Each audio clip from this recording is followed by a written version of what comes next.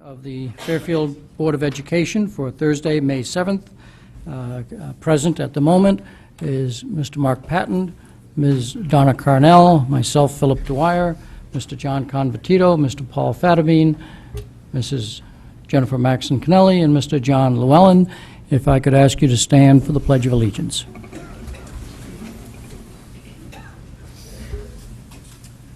Pledge allegiance to the flag of the United States of America and to the republic for which it stands, one nation, under God, indivisible, with liberty and justice for all.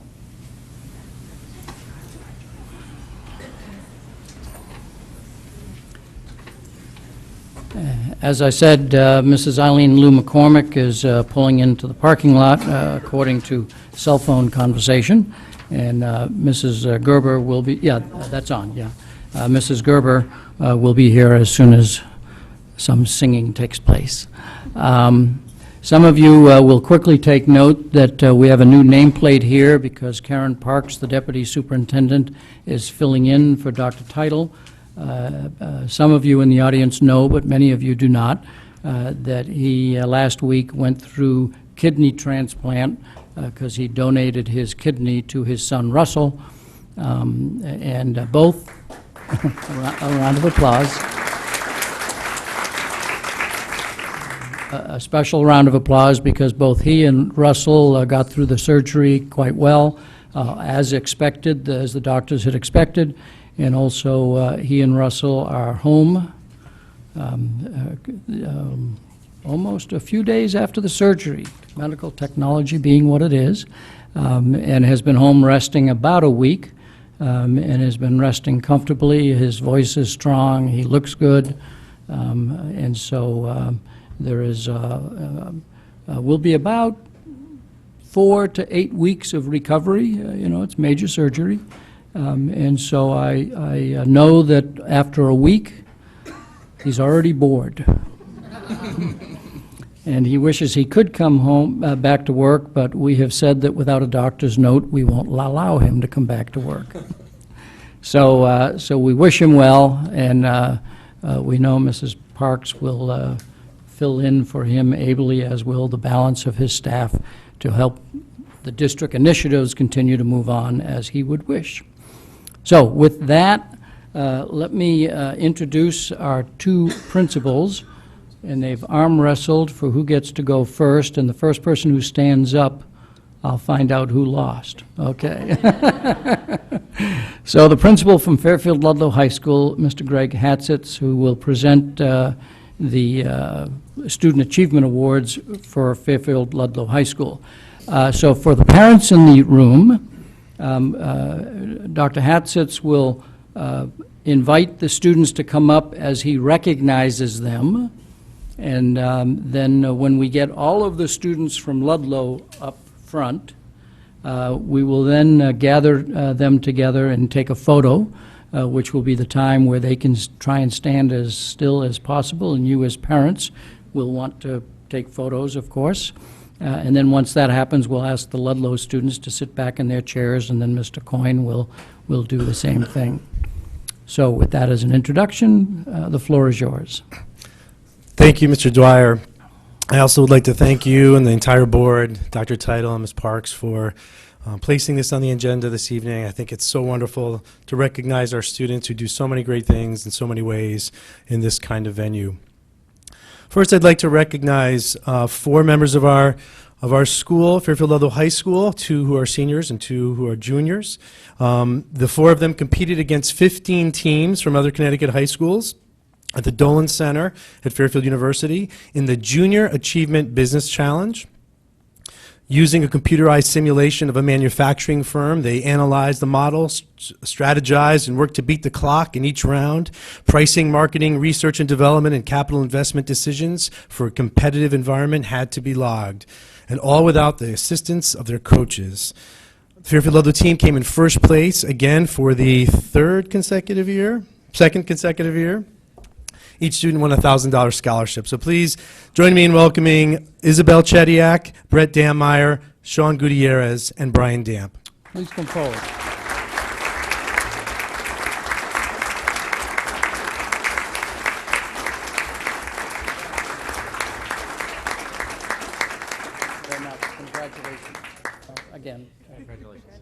Greg, is somebody from Junior Achievement here? Yeah, is there someone from Junior Achievement here tonight?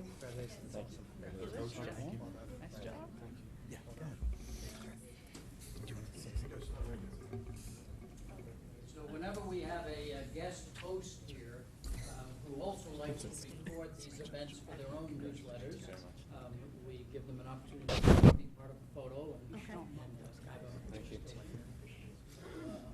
Rachel Mitchell is here from Junior Achievement. I also want to recognize their coaches, Mr. Tom Reindell from our business department. He's stuck in traffic.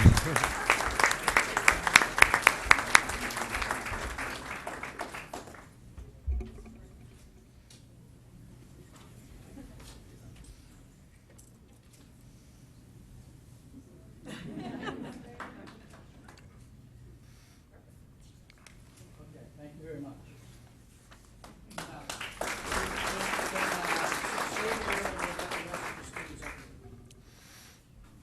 I'd like to call forward, if I could, Sinead Click, Olivia Duramo, Kelly Fallon, and Isabel Casone.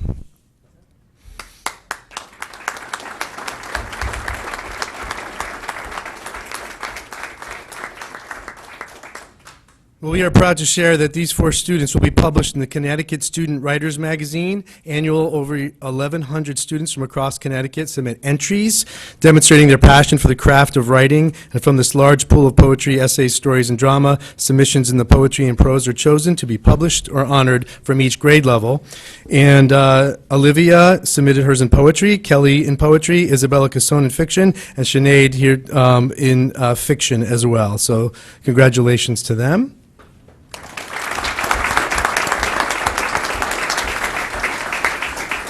Emily Semino.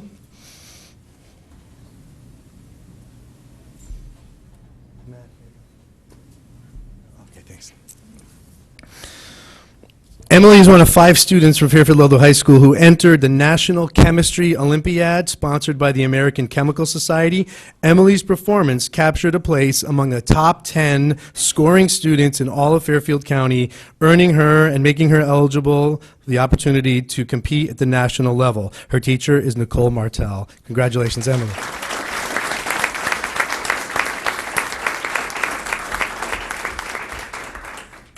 Her teacher in chemistry when she had chemistry. Okay, so we also have some students tonight. We have a large group, so everyone here that is part of the National Latin Exam, if you want to come up.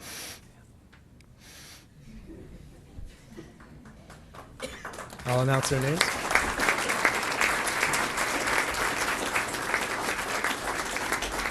So every year, students from all high schools compete in the National Latin Exam, and we had a number of winners this year of several different awards. One award is the Cum Laude Award. It is Maddie Lee, Catherine Sullivan, Damian Sosha, Eleanor Kreitler, Monica Suchik, Kaylee Minogue, and the Magna Cum Laude Award was Kaylee Minogue, James Casey, Emma Greenwood, Shelby Hertzfeld, Paul Cipollaro, and Will LaRoche. Earning a silver medal was Jisoo Kim, Jesse Sprague, Aidan McLaughlin, Maggie Restrepo, Regan Steed, Sarah Crispin, Sarah Soares, and earning a gold award was Catherine Phelan. Congratulations.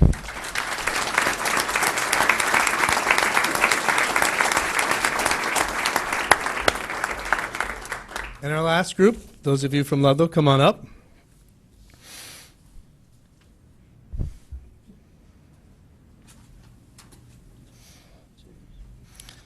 This one, I think, is a little different of a recognition, but I wanted to make sure that they were recognized. These students are from one of our clubs at Ludlow, happens to be the Ludlow Democrats Club, but they had a passion for wanting to get student voice recognized, and they took part in a voter registration drive, and their efforts garnered the town of Fairfield 93 new voters for Fairfield from our senior class, and I'd love to recognize them for their civic duty. Sam Mahler, Patty O'Meara, Ricky Granger, Nick Toledo, Luke Georgiadis, Mia Jensen, and Meredith Brown. Great job, guys.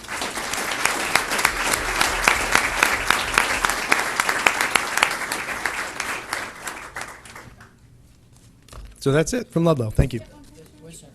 Join us, Greg.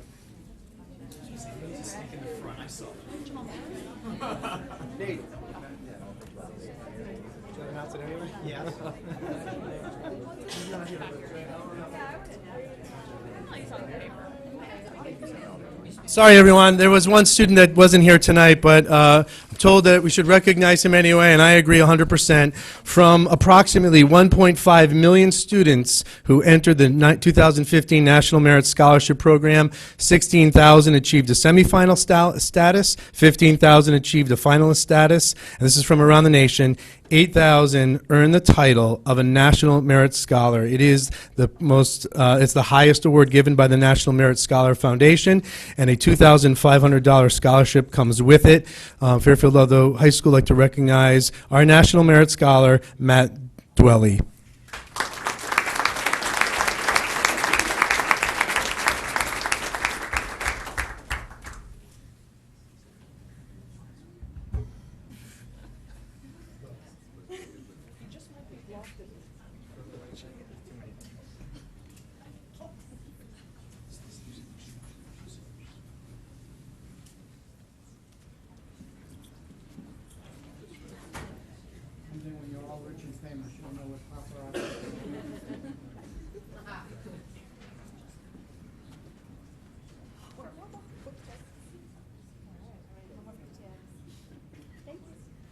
Thank you very much.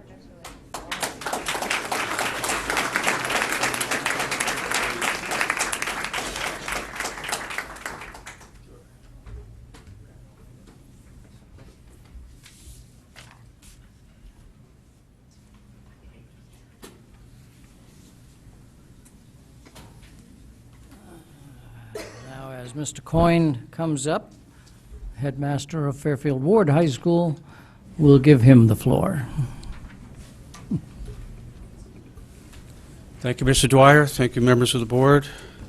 Congratulations to the students recognized from our sister school at Fairfield Ludlow. At Ward, we're recognizing several groups of students for some outstanding achievements recently. The first students come from our culinary program,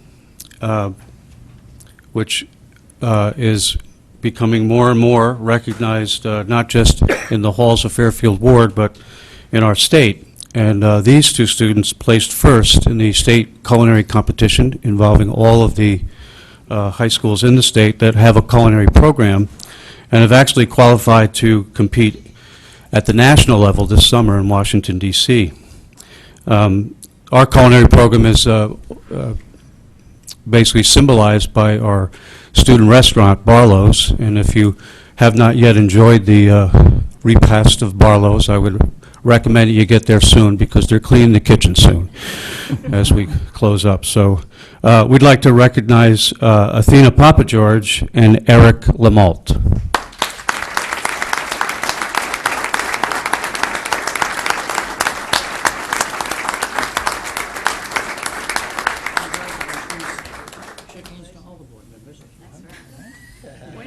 Samples. Congratulations. Stay right up there. And then stay up here. Okay. Next time bring samples. So Barlow's is open for a few more weeks. Just a brief commercial there. The fire marshal indicated that there was a limit to the number of people who could be in the room. And so we are recognizing students in our Latin program who have earned gold medals or silver medals in the National Latin exam. Overall, we have 40 award winners, but not as many gold and silver medal winners. So, and I was trying to take a quick poll before I got up here to see how many were actually here. So why don't the following students please come up and be recognized. Silver medal winners, Rachel Portnoy, Sarah Pignataro, Courtney Greenop, Alexandria Campbell, Audrey DeCastro, Cassie Epstein, Dean Hockman, Janice Liu, and Zachary Visser. These are silver medal winners.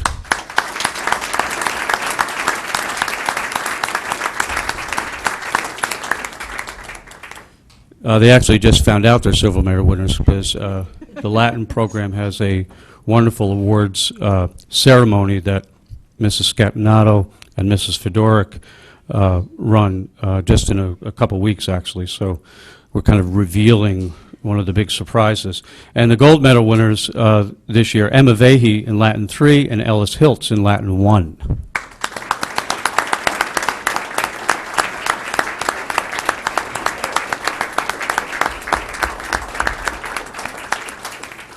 And we always strive for efficiency at Ward, and so our final recognition tonight is for the Fairfield Rotary Club speech contest winner. Won the local contest and has advanced into the regional contest, and who knows where she'll go from there. And that's Emma Vahey.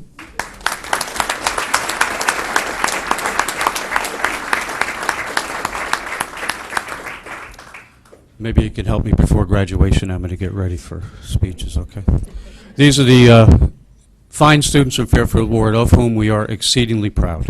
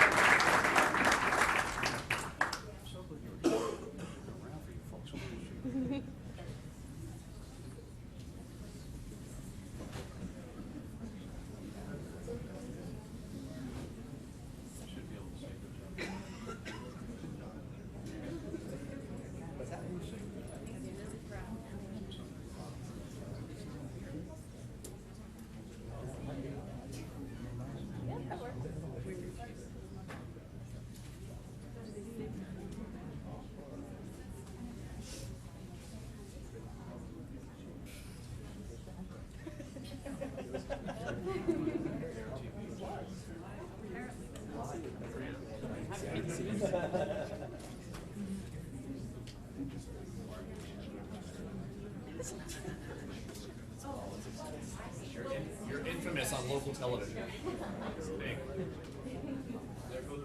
Are we all set? One more. One more. Okay. Great job, guys. Thanks for Thank you again.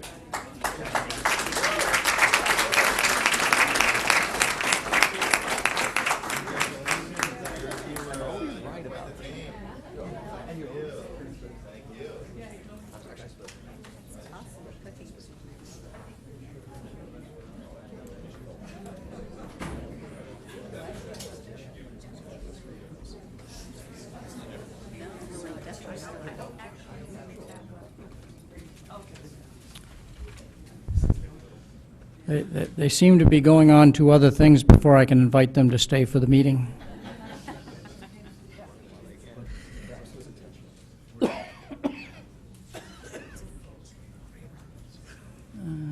So we will move on with our regular agenda, and the first order of business is student reports. Mr. Schuster, you wish to tell us about Fairfield Ward High School? We just heard a lot about it, but I'm sure there's other things to tell. There's always a lot going on at Fairfield Ward High School. Right now we have our AP testing going on. It began at the beginning of this week and will continue until next Friday. 336 students are taking more than 697 tests in 21 different content areas. SBAC tests for our junior students in English and math will begin on May 19th and conclude on May 28th. And our biology students are very excited to be visiting the Beardley Zoo over the next 2 weeks. Our juniors are preparing for their junior prom, which is on May 16th in our main courtyard. And our seniors are very excited as they are placing their orders for caps and gowns and anticipating their yearbooks, as well as preparing for our senior prom, which is going to be held on May 30th at Vazzi's Four Seasons in Stratford. Our students in the fashion and design program are busy preparing for their annual fashion show, which will be held in the auditorium on May 14th. And our annual talent show, Harmony for a Cause, sponsored by the Interact Club, was a huge success. Funds were raised to support Doctors Without Borders. And as usual, we have a lot of athletics going on, and our athletic season is in full swing with all of our teams enjoying good seasons, and over 400 students are participating in spring sports. Okay, thank you. Any questions for our representative from Ward? Mr. Fattabine? Yeah, just maybe a quick update. A while ago, I asked about how the seniors felt about the college situation this year. So all of them are probably, obviously, settled in where they decided to go and what elections they made to do that. I just wanted to get a feel, in your opinion, what you've heard as far as whether they're happy with where they are going to go. They seem to be gotten to the schools of their choice, and everything seems, or do they seem happy where they're going to go? The majority of students got into their primary 2 or 3 choices. So all of our students, I would say, are very happy with where they're going. And the whole process was, while very stressful, made very easy by all of our amazing guidance counselors and staff at the school that helped us out whenever we needed it. All right, thank you. Any other questions? Thank you very much. Mr. Kush, do you have a similar report from Ludlow High School? Yeah, well, like Ward, our spring sports season is in full swing. We've had a couple of teams especially enjoy a great deal of success recently. Our girls lacrosse team just beat Wilton 14-13 in an overtime game for the first time to maintain a 6-game winning streak. Our rugby team, which I believe is Ludlow and Ward, is 4-0 currently. They're playing the 5th-ranked team in the country tomorrow, so they're actually, they're preparing for that, but they've been pretty optimistic so far. Boys tennis, we won against Ward on Monday. And we're currently on a 7-game win streak, so we sit at 11-2, which is second in the FCIAC. Our girls' tennis team is 13-0, obviously leading the FCIAC. In terms of other stuff other than sports, like you mentioned, AP exams are definitely on everyone's minds. Juniors and seniors especially. Started on Monday, going through next week, and while we had a little bit of a disruption at ours yesterday with a slight, fire scare. I think the majority of students emerged from that relatively fine.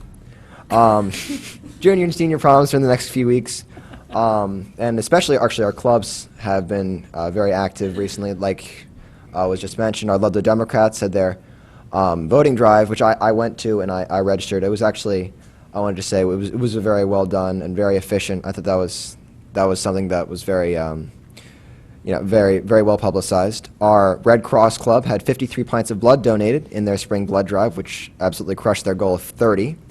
And our GSA Club is having its first Talk About It Day on May 15th, which is attempting to foster open discussion about gender and sexuality in Ludlow, and they're bringing in speakers to help talk to different students during the day. Finally, our senior class had our senior superlative night to celebrate the annual awards given out to students by the student body, which by all accounts went over very well, although I was not able to attend. Okay, any questions for our representative from Ludlow? Any questions other than Mr. Fattabine? Somebody else can go first? No? Mr. Fattabine, you're up. Well, I bet you can guess what this question is going to be. I'll ask you the same question, basically, your impressions on the college selection process, whether they thought it was went well, people seemed to be happy, and it was a fair process.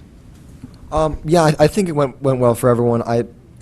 As always, we have the sort of wave of early decision people getting their decisions back, a long way in this long dry spell, and then the kind of frenetic 3 or 4 days before the deadline, and everyone gets in their applications. I think for the most part, everyone's very happy with where they got into. Most students got into their first, second choice schools. I'd say that on the whole, students seem to be pretty happy with the way they've been going, and most of the students I've talked to have had a choice that they had to make, which is good, I think. Thank you. Any other questions? If not, if you have AP exams to study for, but please stay as long as you wish. We'll move on to... Good luck. You didn't have to stand up so quickly. I've stayed the last couple of us. Yes, you have. Yes, you have. Thank you. We'll move on to public comment. This is the time for people who wish to make comment on agenda items that are up for discussion.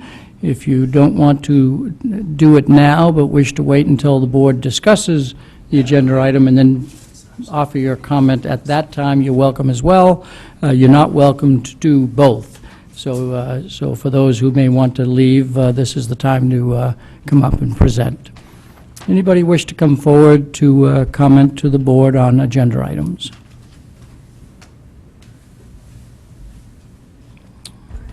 Okay. Okay, then we will move on to the next item. Thank you very much.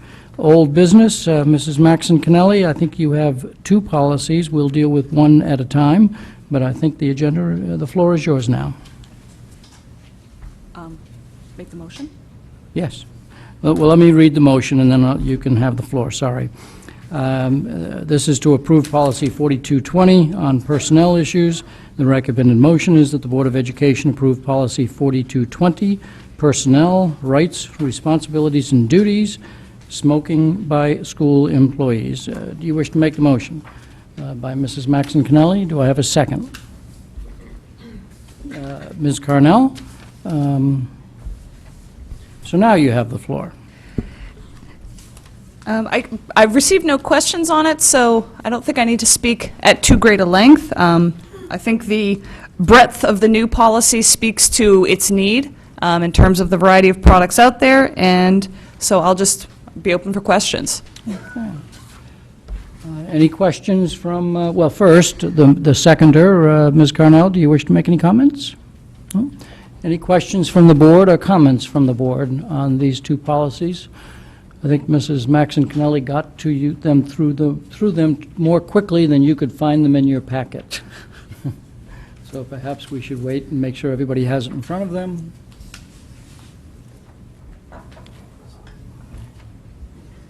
Any questions from people? Any comments? If not, this is a voting item, so we will go to the public. If there's any member of the public that wishes to come forward to speak on Policy 4220, please come forward and come to the table.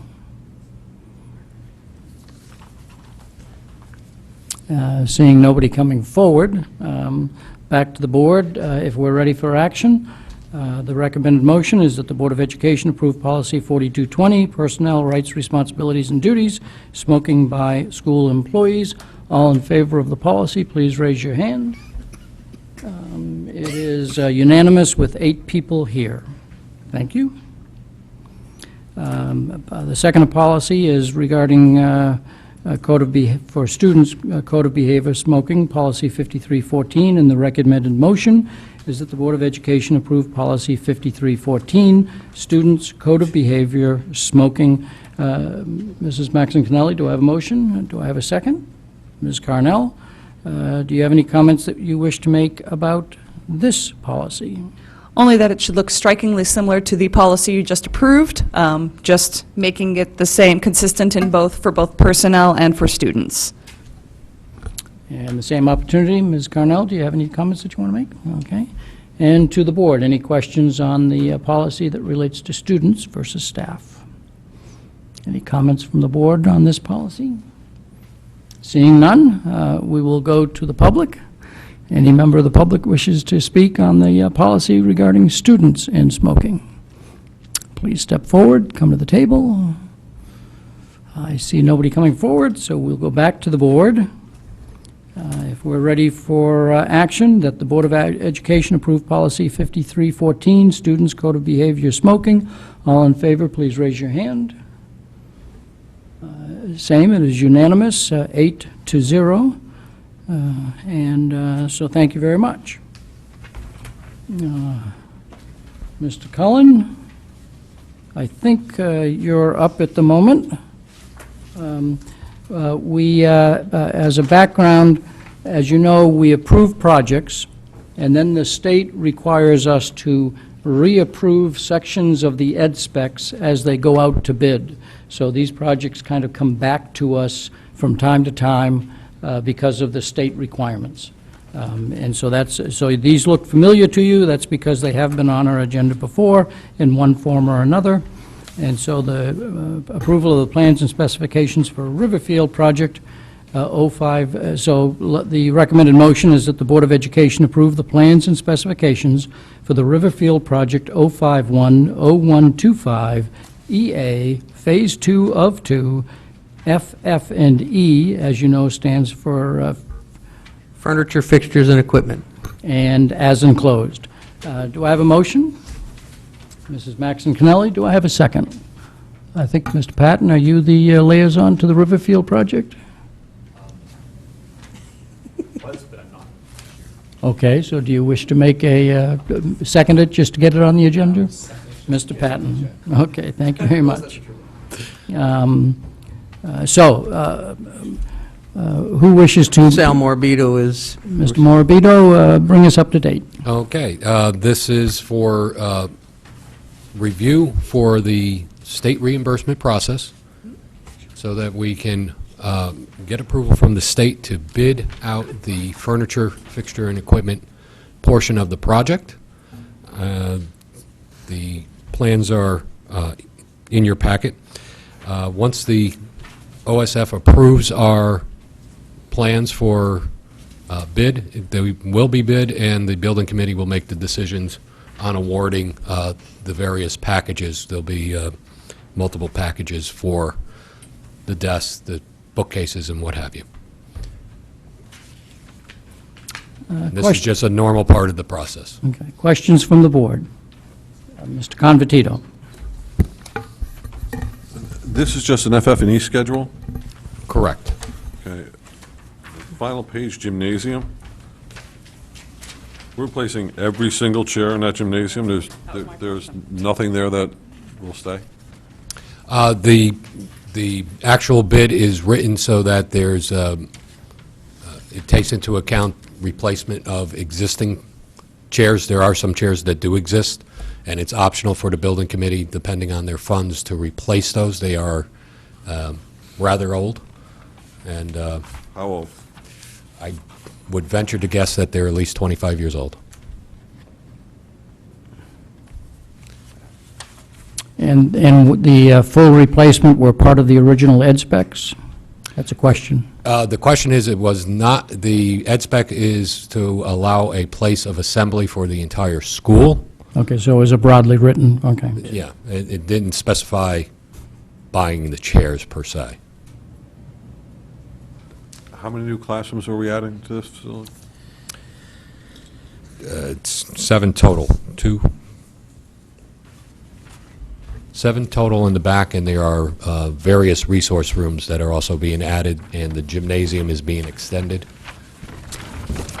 And the stage is being added on the back of the gymnasium, so that the APR cafeteria could be expanded where this small stage presently exists. But we currently have 5 portables on the back, right? Right now, there's only 2. 3 of them were demolished And so what- that the construction could occur for the addition. What happened to the furniture that were in those rooms? Those are accounted for and dispersed within the building.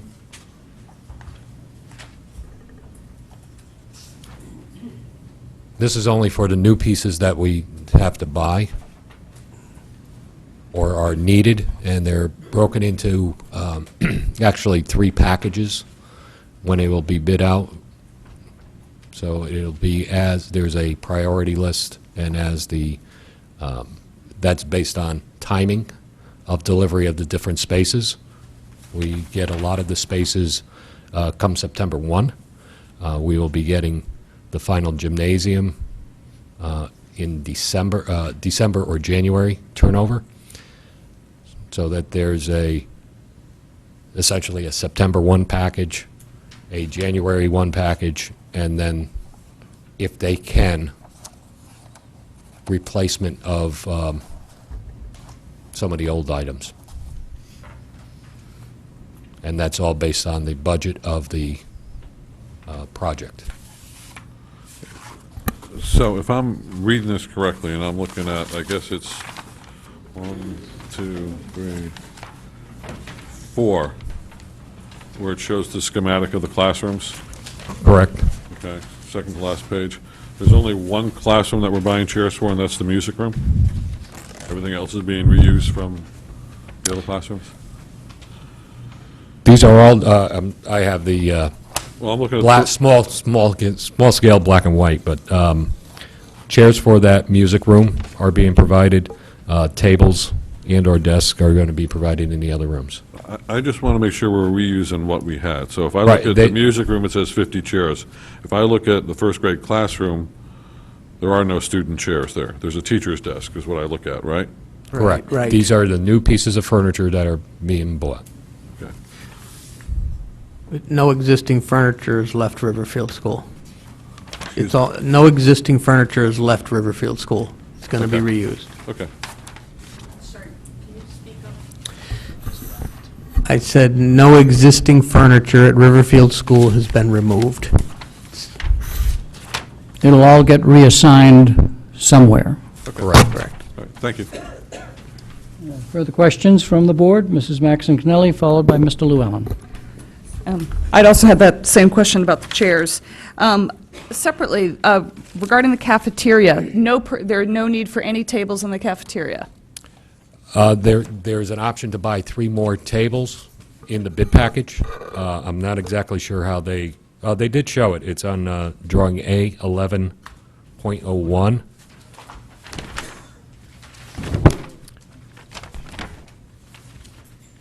And it's within the space. It's not showing the existing furniture, only the furniture that is being bid on this package. So if you look at that, you'll see 3 tables where the old stage used to exist to the left of the cafeteria. Right, yeah. So that's also on A1113, Yeah, the slightly correct. larger version. Correct. A little easier to see. And one thing I was curious about, because we've, in the past year, off and on, especially in policy, have had discussions about lunch. Are you looking to get, would they be looking to get rectangular as opposed to round? And I say that from the point of view is, at any point, is this expansion of the cafeteria looking as though it could possibly handle 2 grades at a time or a grade and a half at a time? I believe they bring them in 3 shifts. So Oh, so they do it differently then, okay. So Riverfield does it in the whole school in 3 shifts? it's a rotation. They overlap, but it's essentially 3 servings is the way I believe it Okay. occurs. All right, I wasn't aware of that, sorry. And then a separate question regarding the courtyard. What is, because obviously they're not, in terms of furniture, fixtures, and equipment, is nothing going in the courtyard? There's nothing from the project that's going in. I'm sure that there will be adoption of flower beds and picnic tables and things like that that would probably come from a PTA. And that was my question, because I've gotten a couple of PTA questions from, not from Riverfield, from other schools regarding what's appropriate disbursement of PTA funds. So that courtyard would be something that would be appropriate for PTA. Sure. Absolutely. Okay, thank you. And Mr. Llewellyn, followed by Mr. Patton. Thank you. My apologies if I'm asking questions that are obvious, but it's very difficult to read. If I'm looking at the wing off the back, are these, I guess it's all first grade? And is all of the seating kind of at group tables, or are there no desks? Tables are, they're not all first grades. They're kindergartens and first grades across the back, and a music room. Okay. And tables are what they typically use for that grade level. So, okay, and are they currently using tables in the first grade? Mm-hmm. Yes. So we're buying more tables? We're buying more tables. There's a different disbursement of, there was an accounting of an inventory of what existed in the building and where was its most appropriate space. So something that existed might be in another room that it is not presently in. And but the it's traditional, being reused. sorry, and the traditional desks, none of them are leaving the building? They're not leaving the building. So they're just going to be redistributed, okay. Thank you. And then, if I look at, looks like 1101, Okay? there appears to be a laundry room on here. Correct. Is that in these specs? It's a locker, it's actually a replication of what we already have scattered in the kitchen. It's actually for the kitchen staff. It's a staff locker room. That's a poor label. There's lockers in there. There's a mop sink for the There's no custodian. washer and dryer? There is a washer There and is. dryer Yep. because they have to wash and dry the towels that they use. Their aprons and all that kind of It's stuff. all that kind Do we of stuff. currently have that in all the schools? Yes. Yes. Oh, okay. Perfect. Now, I guess my last question is kind of more high level. My understanding is the budget on the FF&E was initially, was it a 350 number that went down and then it went back up? What is the dollar amount that we're talking about here, and what has caused it to move? What has caused it to move? What was the initial one? Let's start with there. Well, usually on a conceptual budget, it's a placeholder number until there's further evaluation. As I explained, there was an inventory of existing furniture, what was good, what was not, what could be reused. Okay. And that was as I say, a placeholder when they developed the initial budget. That's why it moved down. Okay. Why it's moving up is that the building committee is seeing that they may have, if they have good experience through the construction, they're up and out of the ground, have good experience, they may be able to extend that. So we have, as I explained, there's 3 packages. Priority package for getting in at the beginning of the new school year for new spaces that are available. There'll be delivery of more spaces later in the year. That's a second bid package. And then the third package is more of, let's replace these because they're near end of life.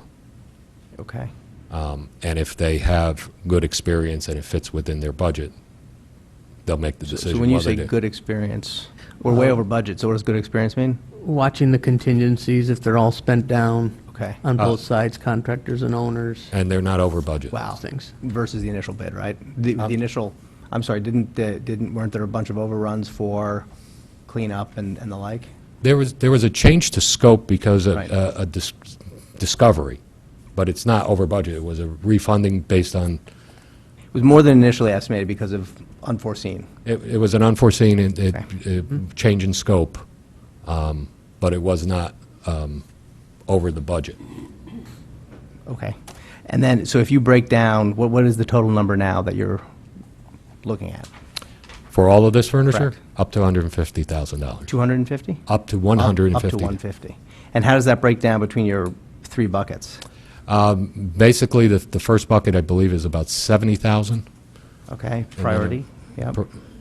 And the next unfortunately, I have the architect coming, but he's late, so he has these numbers. Oh, it's here. Oh, Brian. So, This is Brian Stone, the project architect for the Riverfield project. and So he can bring a probably- chair forward so that we catch you with the microphone and with the TV camera. Thank you. So how much in each of the buckets, I think was Mr. Llewellyn's question. Okay, we are, the first phase, which is the September 1 package, is roughly $56,000. That's what's been budgeted. Okay, The second phase, where we have our goal for end of December, beginning of January, when the kids get back from Christmas break, that's around about 45,000. And the final phase is about 69,000. So that totals to about 170. And that's if everything goes well, the contingencies are all well maintained through the summer. That's what the building committee is hopeful to be able to spend on FF&E for the project. okay, and you're defining contingencies well-maintained. What's the contingency today? The contingency today, based on current exposures, I believe is around 475, something in that neighborhood. So what they're planning to do, once we get our permission to bid, which will likely be late May, early June, we'll get out to bid as soon as possible, because the critical path is this first phase that we want to get delivered in September, because obviously schools all over the state right now are all doing projects, so everyone's buying furniture this summer. So the critical thing is getting out to bid as soon as possible for that phase. What we're going to do is it's going to get out to bid, and when the numbers come in, on the date they come in, the committee is going to look at what their contingencies are and see what do we feel comfortable spending based on any additional changes that might have been discovered up to that date that the bids come in, and anything that's foreseen that might come up. Because the good thing is, as we get into the summer, within the first month or so of the summer, they're going to have a very good feel for potential field conditions that might come up. Once they start getting into the building and really opening up the walls, that's when all the little surprises could come out. So they'll start getting a good feel for what do we have left. So say they're still at 475 when they hit that date. If they see that, oh no, there's a number of unforeseen conditions we have to deal with, maybe they can't commit to the whole 170 at that time. But also part of their intention is, given the delayed delivery dates, we're going to ask the bidders to hold their prices for 90 days. So that's going to give us a little additional time on those last 2 phases to see, let's get a little further down the road to where maybe we're more comfortable And if the contingency's, still whittling down in that time, but still at a healthy level where we are confident we can make it to the end of the project, but also provide this piece of scope that would benefit the school greatly, that's their intent. Okay, and so at what point, do you have predetermined thresholds that you're comfortable on each of the 3 different buckets? Well, we have these budgets, and these are the budgets that we're comfortable with, because basically the way we established it, we worked with the school district and their staff and with the principal to we didn't even call it a wish list, we called it a needs list, because we knew the funding was limited, so we wanted to get it down to the absolute, what are the must-have items. So that's how we came up with these numbers, and these are the numbers that the committee is comfortable with. So, it's been vetted with the school, with the district, with the committee. We've all, been looking at this extensively, the owner's representative. So the owner's representative, they used to be SBS, now they're Colliers International, because they're a recent acquisition. They track the contingency constantly. So we always have a very up-to-date accounting of, this is the money we actually have now, but also if there's upcoming potential exposures that we know about, they put a placeholder in so we can see, well, we have X now, but X might take a 5% hit over the next month, as the numbers get finalized. So it helps us keep a very thorough accounting and know what can we expect to have available for this item, because the committee has made this a priority item for something they want to add to the project. Okay, so I guess to follow up on the seating in the gymnasium, can't read the number, but it looks like 497? So if we've got 497, how many kids do we have in the school? Current enrollment? Current enrollment is, wish Brenda was here, it's 4. I have it. You have it? There is a musical event at Riverfield tonight, so she is there with the students. Correct. But we based the 497 on projections for upcoming enrollment as well, as was defined in the ed spec. Okay, so I guess, and I don't know how much 497 chairs cost, but is that contingency, at what point do we hold off on that purchase? Oh, the actual, well, For example, I'm assuming the chairs are in that third bucket of 69, I may be wrong? I'm sorry, what was it? Do the chairs fall into that third bucket of $69,000? We have the chairs staggered. We have some amount of chairs in the second phase and some in the third phase. Okay. So essentially, the third phase would be the replacement, and the second phase would be to get us up to that 497 to start with, since that was one of the big goals of the ed spec, was a full school population assembly space. Okay. Because I guess what I'd like to suggest is, we can probably hold off on that second group of chairs until we know that we are going to come in the Oh, positive. absolutely. That's the way it's set up. Okay, so we will not go over budget because we can cut these Yeah, back. that whole third group, that's the intent there. That's Okay.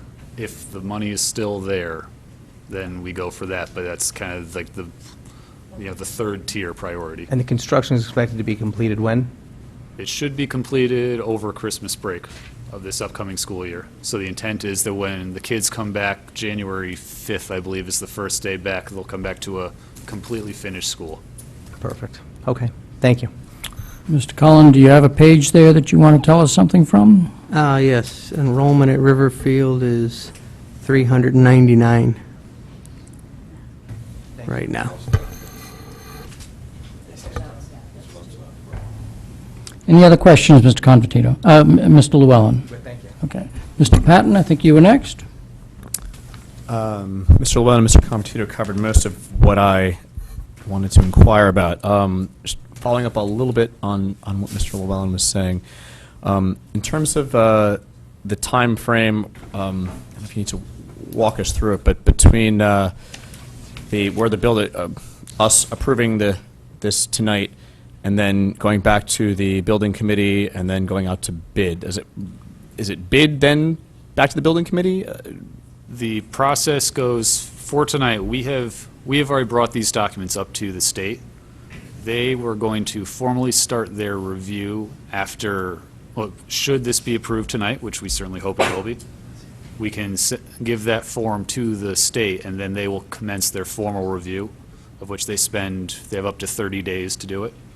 Once they finish their review, and which we, with all intents and purposes, we pass that review, then we are granted permission to bid.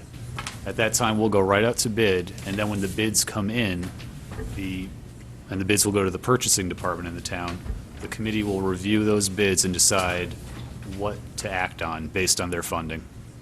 And does the state approve the plan and the dollar amount at this point, or have they already approved the dollars? Because I know that's, like you said, it's placeholders and allocated and... Part of what we gave the state has an estimate of this budget, so that, the state isn't looking at a furniture plan thinking, maybe the state thinks this is $50,000, then we'd say, oh, no, it's $170,000. That's more my question. Does the state think this is 50, 350, or the 150 or 170 that it is now? Well, you're getting, the reason that the state, OSF, asks for a budget is because they track what's called eligible and ineligible costs. Right. This furniture, because it's for new space, is eligible. When we get to that third bucket and it's a replacement, that would be an ineligible item. Right, so the replacement, the third bucket is not ineligible, but the first two phases of the stuff that's new is. Right, and they want to see a projection, they want to see a budget that shows that we're within the funding that we have. If we came in with a budget that was $1 million over budget, they would say, this doesn't make sense to us. We have to be working within the funding that the building committee was given. After the bids, we actually update OSF with the actual numbers that we received in bid. That's where I was going. And they'll put them back into the different columns, eligible and ineligible. And as we make the purchases and ask for our reimbursement, they'll be tracking off of that actual bid number. Gotcha. Okay, so part two is, in the bidding process, when it comes back to us for bid, I would assume initially we are asking for bids for the, the $150,000, $70,000, all three buckets at once. So I guess my question is, how does it work if we can't do some or part or all of, let's say, bucket number 3 or bucket number 2 and 3, and, they had a $170,000 bid in for, whatever amount that might be, but then we can't do it all, so then they're like, whoa, wait, we thought it was a bigger project, and now you only want $80,000. How does that play out? They're bidding on a list, and it's explained. There's a base bid, which would be the September priority items. So that's the base bid, and they understand from the bid document that might be the end of the project for them. But there are alternates for the second bucket and the third bucket, and they'll place a price on it. And as Brian explained, we're going to have them hold those prices for 90 days. They're committing to supplying that. It's explained that we may or may not accept those alternate prices. They know they know when they bid.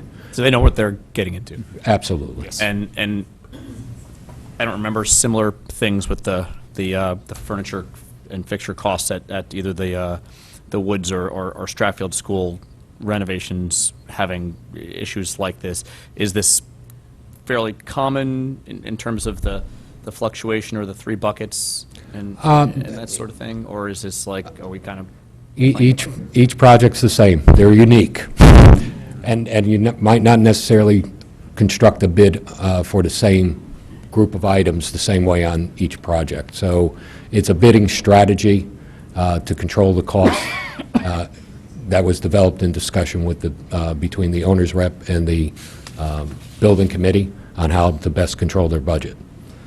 So that's what works on this project. So our strategy for this particular project may not have been quite the same as one of those, but pretty similar. As an example, the Stratfield project actually had 5 different, if I recall correctly, 5 different options for furniture bidding. It actually got very complicated. But that was, again, to control the money to make sure that they didn't go over budget. And the use of bid alternates isn't foreign to this project either, as when we bid the full construction scope, I believe there were around 14 or 15 different bid alternates as we were trying to control the budget. Okay. All right, thank you. Anything further? Any other questions from board members? If not, we'll go to the public. This is a voting item on Riverfield Schools project related to FF&E. While board members have asked a number of questions that don't relate to the vote that's here, we often get questions about a school project, and so it is helpful for us to have that information. But if you have any comments on the FF&E portion of the project, please step forward. I see nobody coming forward. If we're ready to go to vote, all in favor of the Board of Education approve the plans and specifications for the Riverfield project. I won't reread all the numbers again. FF&E as enclosed. Please raise your hand if you're in favor. I'm going to abstain since I didn't. So we have Mrs. Eileen McCormick, Lou McCormick, Mr. Patton, Ms. Carnell, Mr. Dwyer, Mr. Convertito, Mr. Fattabine, Mrs. Maxon Cannelli, Mr. Llewellyn. All opposed? None opposed? Abstained? Mrs. Gerber abstains because she was not here for the full presentation. So the motion passes. So thank you. We're on to the Dwight roof, and do I suppose that we have a different architect coming up to the table?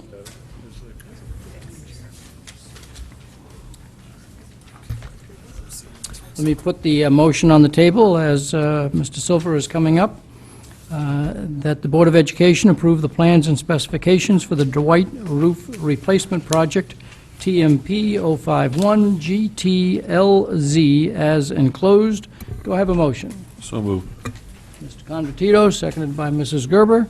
Do you have a presentation that you wish to make on the roof? I will only say that this was a 2015-16 non-recurring request that was approved. And it's one of the rare projects in non-recurring that gets reimbursement from the state because the warranty is expired, and they will honor new roof replacement. Silver Petroselli was hired to do the design drawings and specifications to go out to bid. If there's nothing else, Mr. Convertito, do you want to make any conversation on this? Just a point of clarification, because the bid document is attached here, and it says that sealed bids will be received by April 27th, 2015. Is that correct? We have to insert a date, a theoretical date, just for Bureau of School Facilities purposes. It's not intended to be real. We'll set the date after they approve us to go to bid. Okay. Because I noticed the plans were dated the same date, and I'm like, that's a pretty quick turnaround to be able to do that. So I just didn't know if we were voting on something that had already been sent out. That was basically my question. All right, thank you. Any other questions on the Dwight roof? Mrs. Gerber, do you wish to make any comment, or you were seconding it to put it on the floor? Any other comments that people wish to make on the Dwight roof? Mr. Patton? This may be jumping the gun a bit at this stage because I didn't see anything in here about it, but we've had discussions about the whole one-ply versus two-ply in roofing. Is that not even, we can't even talk about that yet because we don't know? No, we have designed it as a two-ply modified bitumen system, which is one of the more hardy and durable roof systems that are available. Okay. And through the chair to Mr. Cullen, is this a school that is entertaining solar at all? Yes, it is. Okay, so that's obviously all being taken into consideration? Correct. Okay. In case the TV audience didn't hear, yes, there will be a solar panel on the roof. Yes. As an energy-saving. They're photovoltaic cell panels. The 99% of the roof is being replaced, so we have an opportunity. Ms. Carnell, followed by Mrs. Lou McCormick. If everything passes as scheduled, when is it expected to start the roof project? It would be this summer? This summer. And when would we expect it to finish? Wishful thinking. This summer. The whole thing in the summer? Correct. Basically, if there was... No, I was at the meeting. They said they would have the membrane finished, but it's very possible it would go past that. There might be some work in the first or second week that's what we'll call trim work. Okay. That's non-invasive, that's just cleanup. Okay. Not to... Yeah, not major work. Mrs. Lou McCormick. And just to reconfirm, so the two-ply and the solar system and the trim work, all of that is reimbursable by the state, or what percentage of it? The solar panels are a separate item and not actually part of this project. It's a separate project that follows directly after the completion of the roof. We, as a town, won what's called a ZREC, a Zero Renewable Energy Credit Grant. And we're working with a third-party entity that's called an ESCO, an Energy Conservation Company, that will essentially own the PV system and enter into an agreement with the town to provide energy at a reduced cost. Basically, we're giving them a place to put their solar panels, and for that, they're giving us cheap energy. Okay, And we- so the and we pay installation. nothing. Okay, so the installation is basically on them, and they take the energy from our solar panels and give us a reduced rate. Right, And and they they get can- the excess. There wouldn't be excess. There wouldn't be It's not excess. more than the building uses. We'll still be buying power off the grid, but we will be buying a much smaller percentage of the electricity. Do we have an estimate of what that might be? I don't have it here. I wasn't expecting to talk to that, but we do. Oh, just curious. I believe it's somewhere on the order of 60 to 70% of the electricity would be provided by the PV system that they're going to install. So it's a reduction of 60 to 70, or we pay 60 to 70 of what we used to? To use an example, we pay, let's say we pay around 16 cents a kilowatt hour. We will get energy for about 9 cents, I believe is what the contract is. Okay. It's 9 point something. So instead of paying 16 cents, we're paying 9 on 70% of the electricity that the building uses. On 70%, okay. And then just to reiterate, so the warranty will cover the full, or some percentage of the roof? The roof. All of the roofs at Dwight will be replaced in this project, with the exception of the shingle roof on the cafeteria, APR, that was replaced about 3 years ago. I was just wondering about the reimbursement, so the actual dollar that we would get reimbursed. Is about 26% of the installed cost, including our soft costs, such as having the architect or other professional. Okay. Any further questions? Any questions? Mr. Convertito? Just one question. I know, I think I asked it a couple months ago when this was on the capital improvement list. When we put those photovoltaic cells on there, the roof manufacturer doesn't have a problem with the warranty with those going on there? That's done in coordination with them? It's coordinated with them, yes. Okay. If there are no further questions, this is a voting item on the motion to approve the plans and specifications for the Dwight roof. Are there any members of the public that wish to talk about the roof at Dwight? Please, Mr. Silver, if you step back, you'll make room for a member of the public coming in from the other side. Please state your name and address. Suzanne Miska, 123 Rygate Road.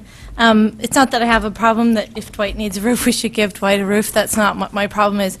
My problem is we have this inconsistency on single-fold and double-fold membranes. In order to keep costs down at FLHS, we went with a single membrane. That was supposed to be good enough because we were putting solar panels on it. Now we are going to put solar panels on Dwight, but they need a double membrane.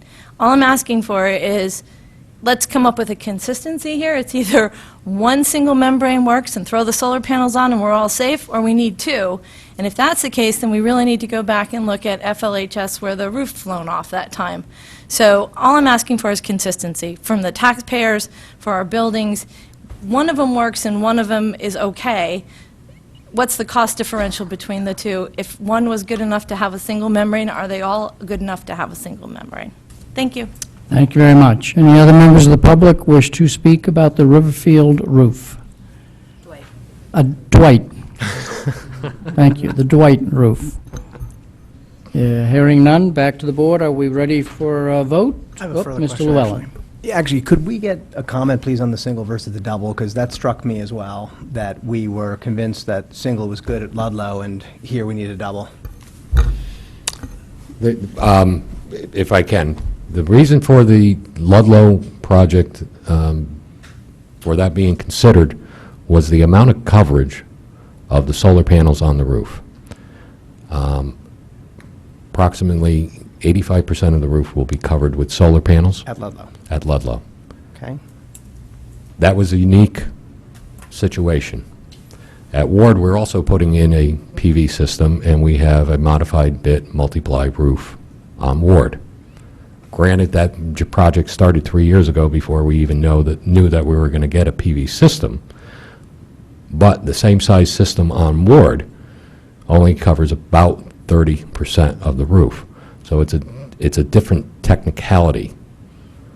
So we're comfortable that we are getting a good product at Ludlow with the single-ply roof and the slip sheet protection, the sacrificial sheet underneath the PV system, because it covers such a large quantity of the roof. So that's the equivalency that we came up with. That was a unique situation. And what percent of Dwight will be covered with solar panels? I don't have that right now, but it's less than that. It's not a... 5 or less than 85? It might be 50% of the roof. And what's the warranty on the single versus the double? It is also a 20-year, no dollar limit, edge-to-edge warranty. So both come with the exact same warranty? They come with the same warranty, yes. And what's the cost differential? It's about $1 per square foot less for the single ply. Frame that for me on a percent basis, sorry. 5% less for single ply. Okay, and you had commented during your comments that a double ply was better. It's almost 300 mils thickness versus single ply being in the range of 90 mils of thickness. So the math is almost 3 times as thick. It's also a little bit more, it is self-healing because it is bitumen-based, and therefore it's more durable with the solar cycles.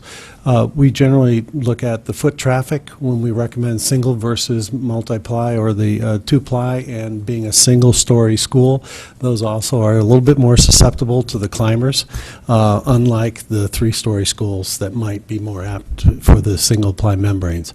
There are quite a few mechanical units on Dwight as well that will receive the foot traffic.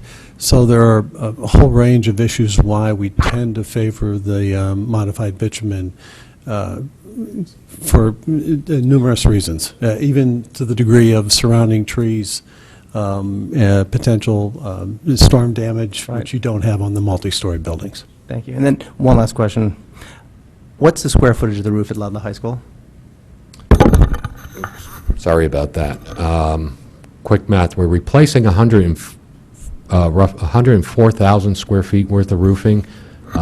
18,000 square feet of that was replaced in the January storm, in the emergency, and I believe that there were roofs that are not being touched that were put on in the 2004 renovation that probably total about 20 to 30,000 square feet. And forgive me for not remembering, the cost of the roof replacement at Ludlow? Construction cost is $2.2 million. And it would have been $100,000 more to go with the two-ply? The 300 mil versus 90 mil? The actual bid on that was, you're catching me off, it was a little bit more than that. I think it brought it up to 2.45 or 2.5. So there was a bigger delta. It's nice to talk about a delta on a square foot basis, but there's other items that go into it: height of the building, logistics, how many cranes you're going to need, workers, things like that. But it was about $100,000. I think it was more, $300,000 more. Clearly state what it is, what you thought the difference was at Ludlow? $300,000 more. Thank you. $3 a square foot. That would be, yeah, roughly. Okay, thank you very much. Anything further, Mr. Confortito? My apologies, Mr. Llewellyn. I'm good, thank you. No further comments from the board. We've already gone to the public, so we're ready for a vote. All in favor that the Board of Education approve the plans and specifications for the Dwight roof replacement project? I won't read the numbers. As enclosed, all in favor, please raise your hand. It's unanimous. Thank you very much. 9-0. Thank you to the team. Thank you. Mr. Cullen, I think you have one more presentation to make, so you can stay at the table.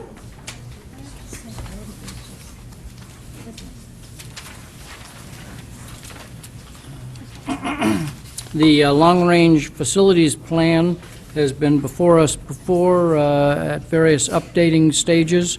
So this is enclosure number 3 that was sent in your packet.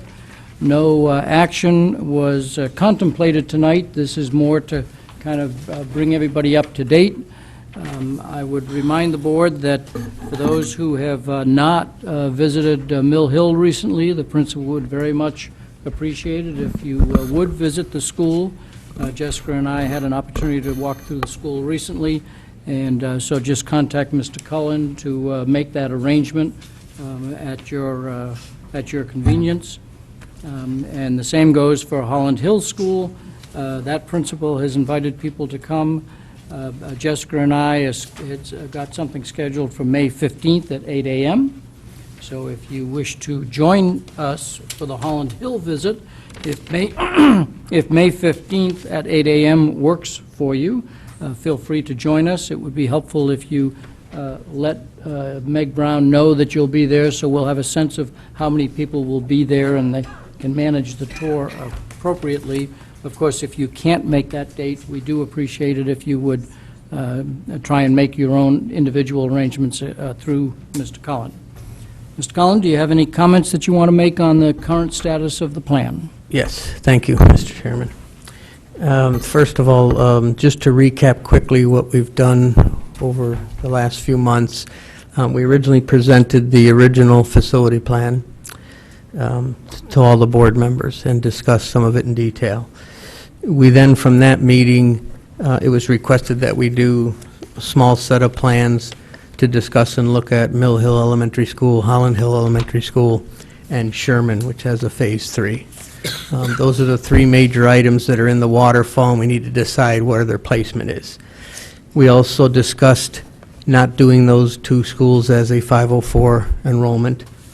So we did, if you remember this green sheet we handed out that identified the reduced enrollment totals for those schools, which also then calculated a reduced cost. And all of that information had to go into the waterfall. Would you have extra copies of that green one? Yes, I happen to bring a whole mess of those if you want. Yeah. Or what was the date that you gave it out?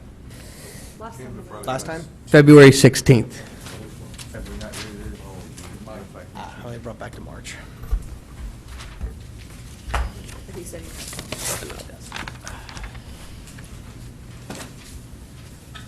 Thank you.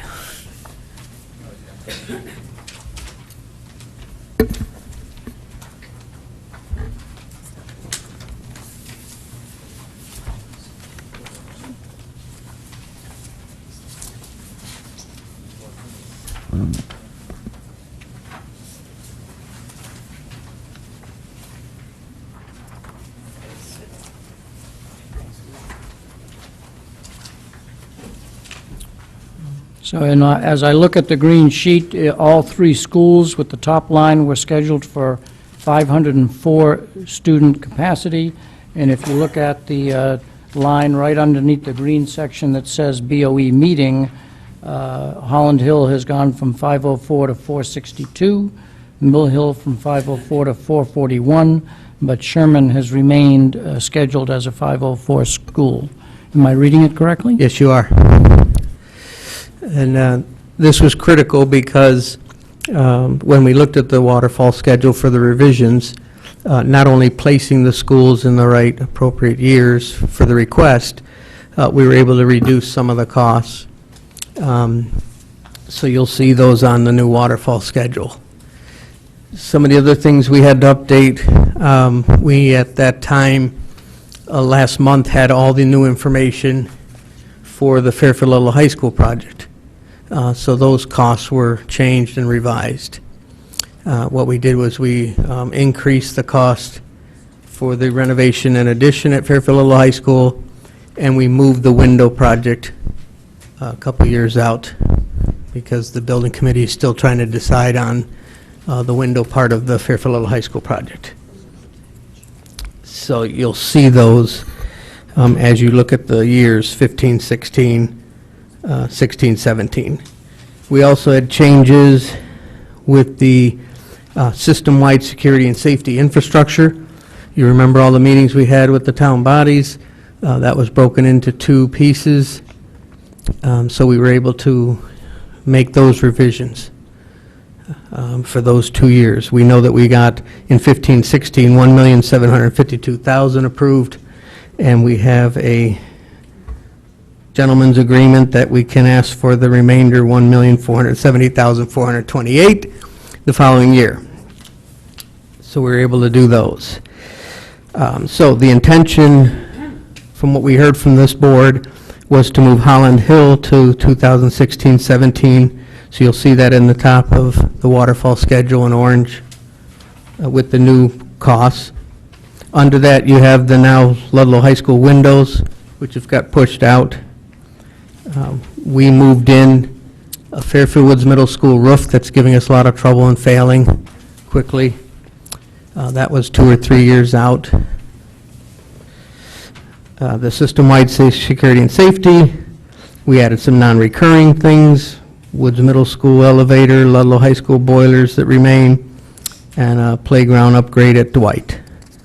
So that made up 16, 17.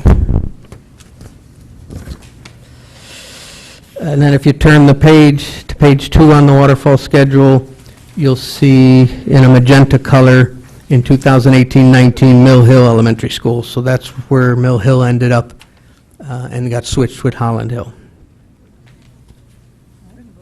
Sorry, did you say we voted on that? I apologize. No, I didn't say we voted. It No. was just a Let discussion. me clarify that we have not voted on this plan. Correct. This plan is scheduled for vote either at the second May meeting or the first June meeting. At the last board meeting, yes, with a great deal of conversation. The original board vote, the last board vote that actually exists, has Holland Hill first and Mill Hill second. And so this plan represents the last decision of a Board of Education. That is only a placeholder until this Board of Education makes its vote on the plan, and if this board sustains that original vote, that's where it is, and if this board changes that vote, then the projects get moved. I'll remind the board of another step that has to happen. Right, it's Is critical. that we set what projects are important, we set the order of the projects, but this has to also be included in the town-wide waterfall chart. So then once we have a version of this, prior to our vote, we do ask the town to answer the question, does this fit within the overall town plan? So that we are not causing the Board of Finance to have more principal interest payments in any given year that their policy allows for. So we're waiting for Bob Mayer, the Finance Director, to bless this plan.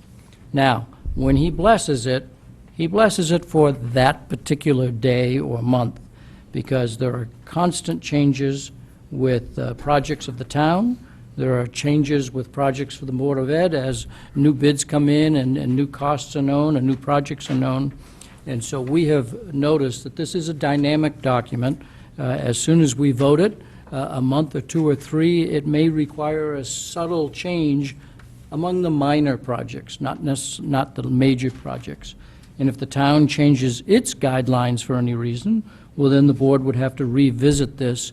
Our commitment with the town has always been that we will make the adjustments necessary within the year-to-year projects so that we stay in conformance with the town's guidelines. Because there's one balance sheet, there's one AAA rating, and so having the principal and interest payments acceptable to both the town projects and the board projects is important for both of us as partners.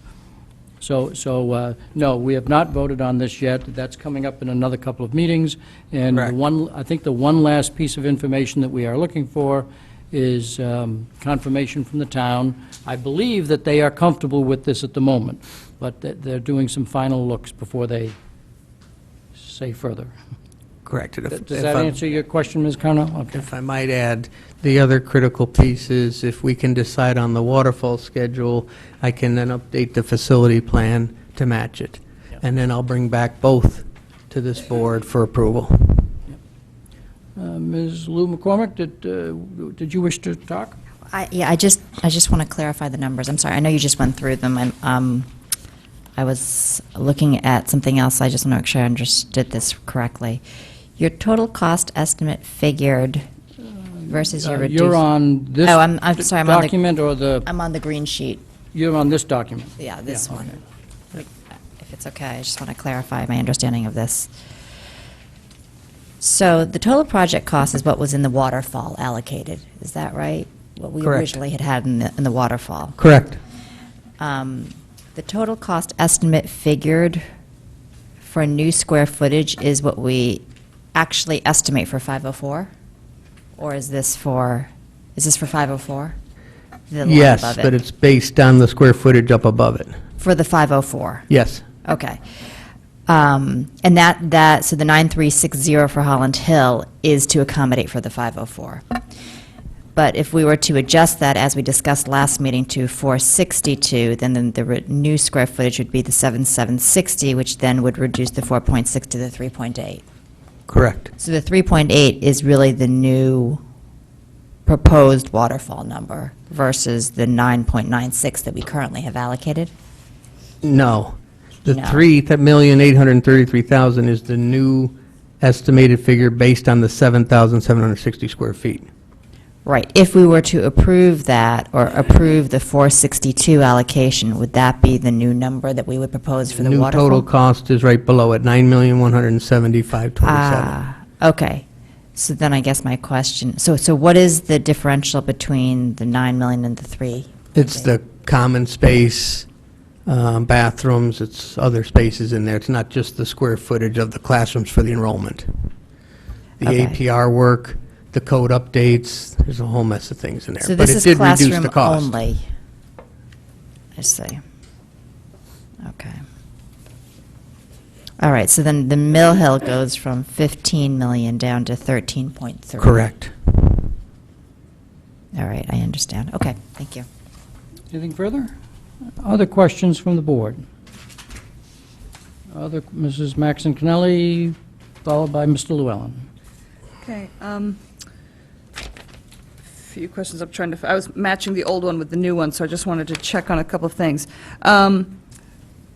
I had one question, correct me if I'm wrong, we have not had final acceptance of the Stratfield building project, is that correct? We're very close. Yes. Mr. Cullen, do you want to give an update on that question?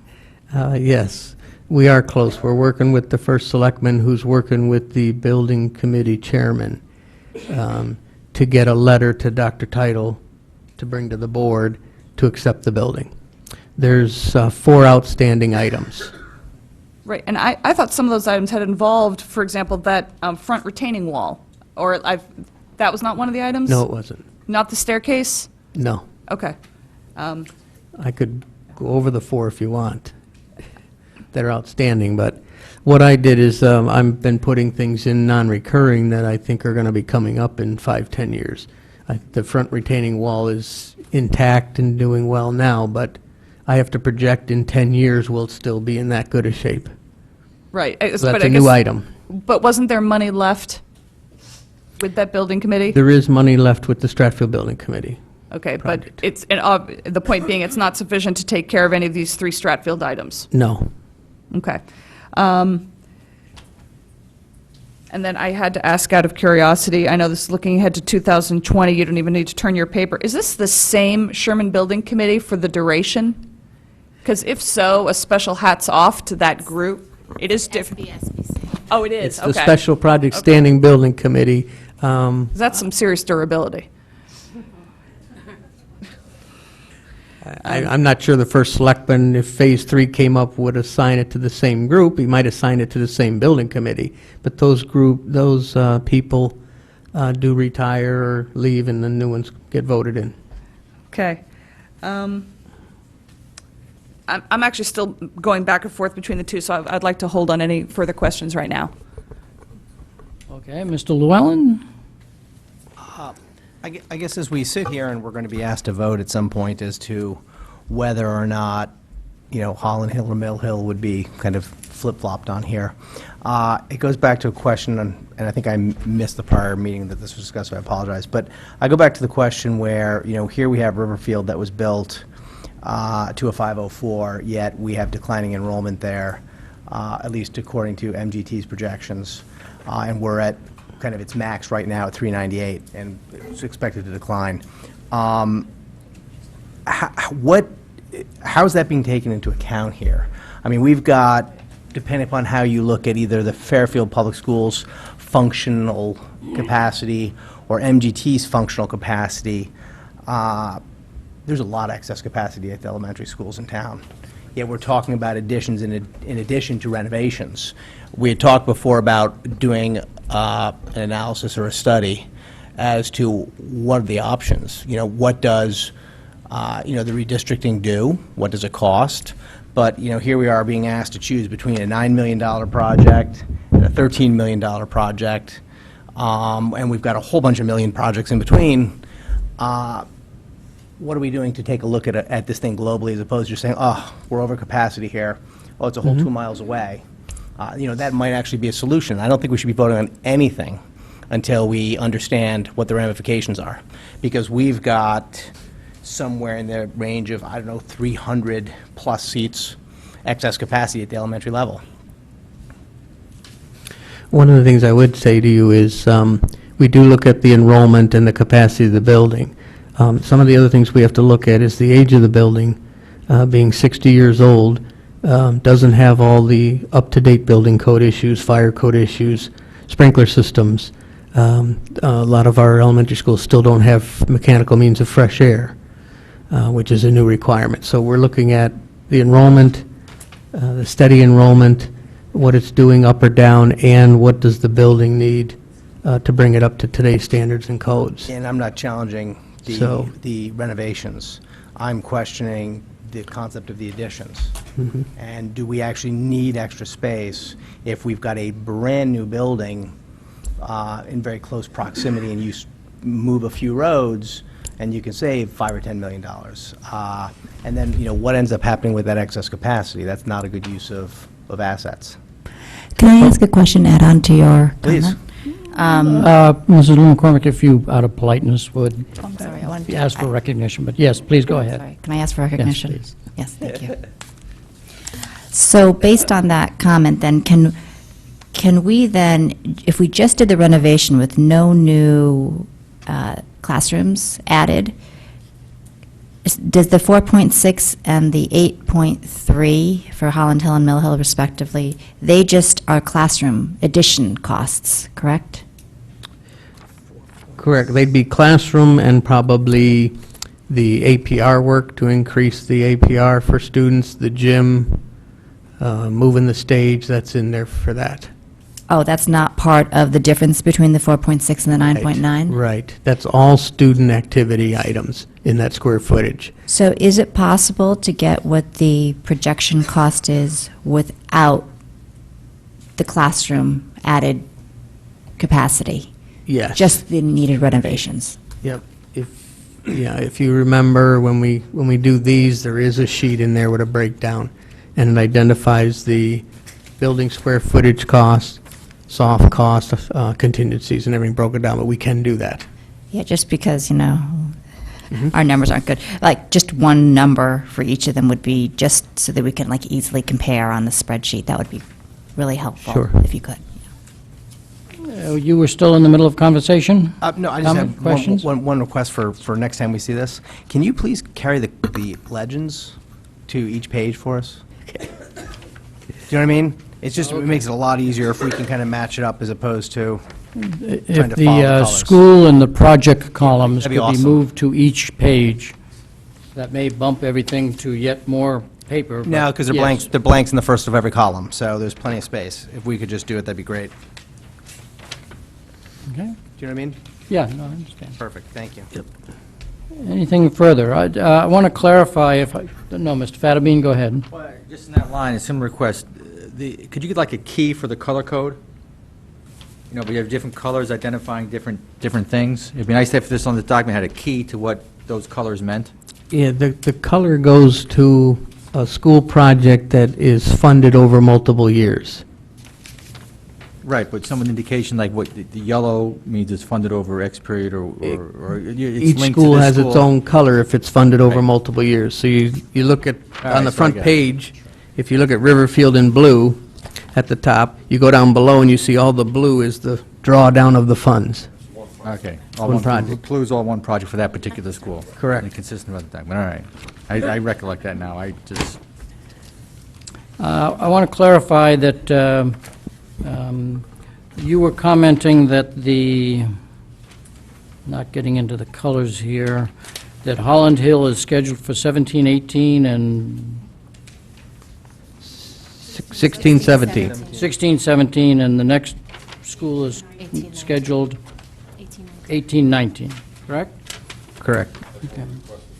So the purpose of this is more to set a direction for the district.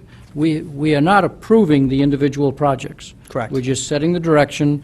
The approval for these projects won't come for another year, and it may be that items change and, you know, you react accordingly. Just to Mr. follow up. Patton, followed by Mr. Confortito, and then back to Mr. Llewellyn. Through the chair to Mr. Cullen. I'm not sure if this was asked and answered already. I know you had discussed about the floating movement of the Ludlow windows. But I guess in theory, with the Holland Hill block of projects versus the Mill Hill block of projects, is it safe to say that the block of things would be swapped? Or would we have to figure out some other way to, in other words, you know, the Mill Hill project is now 13 and Holland Hill is about 4 million less than that. So the 4 million is, you know, take your pick of things. It could be the Ludlow windows or the Woods roof project. So I guess my question is, if we move the Holland Hill and the Mill Hill, if they swap, is there any emergencies with those two big projects, the roof or the windows on the middle or high school, that would have to move with it, or would they have to stay depending on priorities? No, it's a good question, but some of the projects on here are non-recurring, so they're voted on and discussed at a different time. So things like the security and safety is a non-recurring, Woods Middle School elevators non-recurring, the boilers are non-recurring, the Dwight playground's non-recurring. That's a different request. Right, understood. But the windows and the roof, the roofs go either way. They could be non-recurring or a separate project. Either way, it gets reimbursement. I personally think this is a heavy year for the town to look at. 16, 17 for all these to happen, I think is a big year when you consider the town has their own waterfall schedule of projects to add to this. So that's why we need, what the chairman said, we need approval from the chief financial officer that this is an all right plan for that fiscal year. But as if, well as the if other the years. essence of your question is, you can't really just flip-flop two different projects who have different cost structures, because that has an impact. Right. So if it's a small difference between two projects, it probably doesn't have much of an impact. But if it's as big a difference as this, well, then other things will have to move one way or another in order to stay in good faith with, if you say principal and interest neutral, that whatever we shift around, if we add to the value of principal and interest in one year, we have to have projects that get moved out so that we can get back to the principal and interest neutral concept that we have with the town. Right, and there's the you know, the dollars aspect, that if one of the two big, if the two big school projects were flipped, but we had to do either the windows or that roof project, and something happened, and we had to do them, sooner, then that would obviously weigh in on It's definitely. how that works. I mean, I'm going to advocate for the Fairfield Woods Middle School roof because I'm living it. It's bad, it's failing. So I would advocate not to push that out another year or two. The windows, we have a building committee looking at that for selectmen's involved, how we're going to fund that and get funding from the town bodies for that. That could possibly go another year or two, but we're locked into a hazardous material issue there. State and the federal government's involved, EPA. So they're going to dictate that we stay on top of that. We can't just say, let's do that in 10 Those years. things have timeframes that you have Correct. to act on. I realize that as well. Okay. Okay. Thank you. That helps. Mr. Convertito, I think Mr. Llewellyn, and then back to Mrs. Lou McCormick, and then back to Ms. Carnell. Going back to your long-range facilities plan, requested information, the green sheet, for a better name. The total estimated figure for new square footage, that includes things like special ed classrooms, revamped Yes. music rooms, and things like that, right? So that's Yes. not just adding like 3 classrooms to Holland, or 4 classrooms to Holland Hill, and, right? Correct. So when you revise that, I want to make sure that what we're doing is looking at apples to apples as far as if we can get a redistricting through that allows us not to add square footage for classrooms. We still need to add clear square footage for parity's sake with the other elementary schools. Correct. Okay, so I want to make sure that people understand that. It's clear. Given that, I would suggest to the chair, since this is probably something that we would be voting on, if we're going to request it in 16-17, that would be next year's budget request, correct? Well, not one. budget request, but during the cycle of the budget During that request, budget yes. cycle. Mhm. So it would seem to me that we need to get a sense of the body as to when we want to get a team out there to study redistricting. And I would suggest the sooner the better.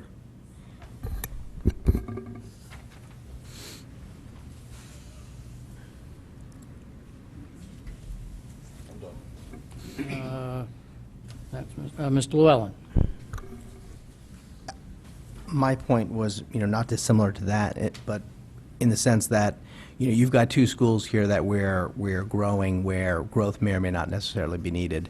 I take your point that there are renovations that need to occur clearly, but it may be to the point where without big additions, these don't need to be a which one comes first. It could almost be that they're in parallel because they're small enough in size. I don't know. We don't have any information to base a decision on. We've got, different pieces, but we've got to understand what is the portability, because, we'll probably save a fortune, or a good percentage, I should say, on bus transportation, if we were to look at the option of the redistricting as well, because I guess buses crisscross all over the place. So, we're over budget right now on that, so that'll be helpful as well.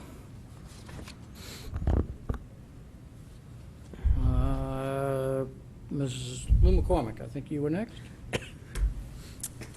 I think my question was answered. I was going to try to play with the numbers to understand them better, but I think Mr. Convertito's point was well taken, that I can't really play with the numbers because there's too much stuff embedded within the numbers that we can't strip out.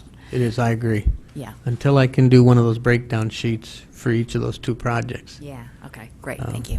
Which I think will help. Ms. Carnell. An easy one. In 15-16 and in 16-17, there's security and safety, obviously, in the budget.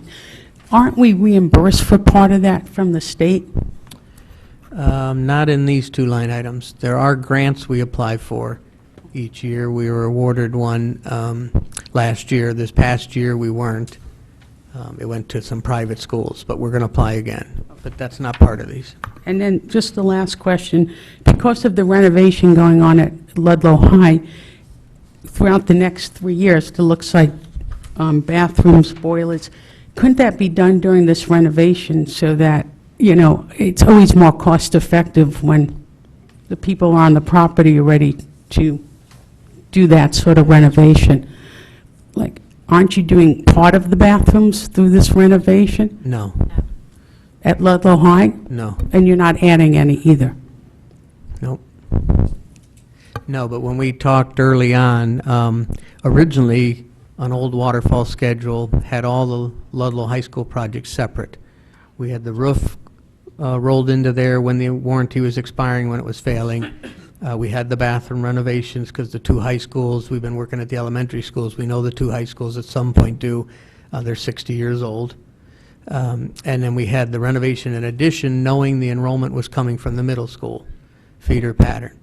But then as we worked, Dr. Title and I, and we worked with the first selectman, it was at that time they said, let's try and group these together and make it one project.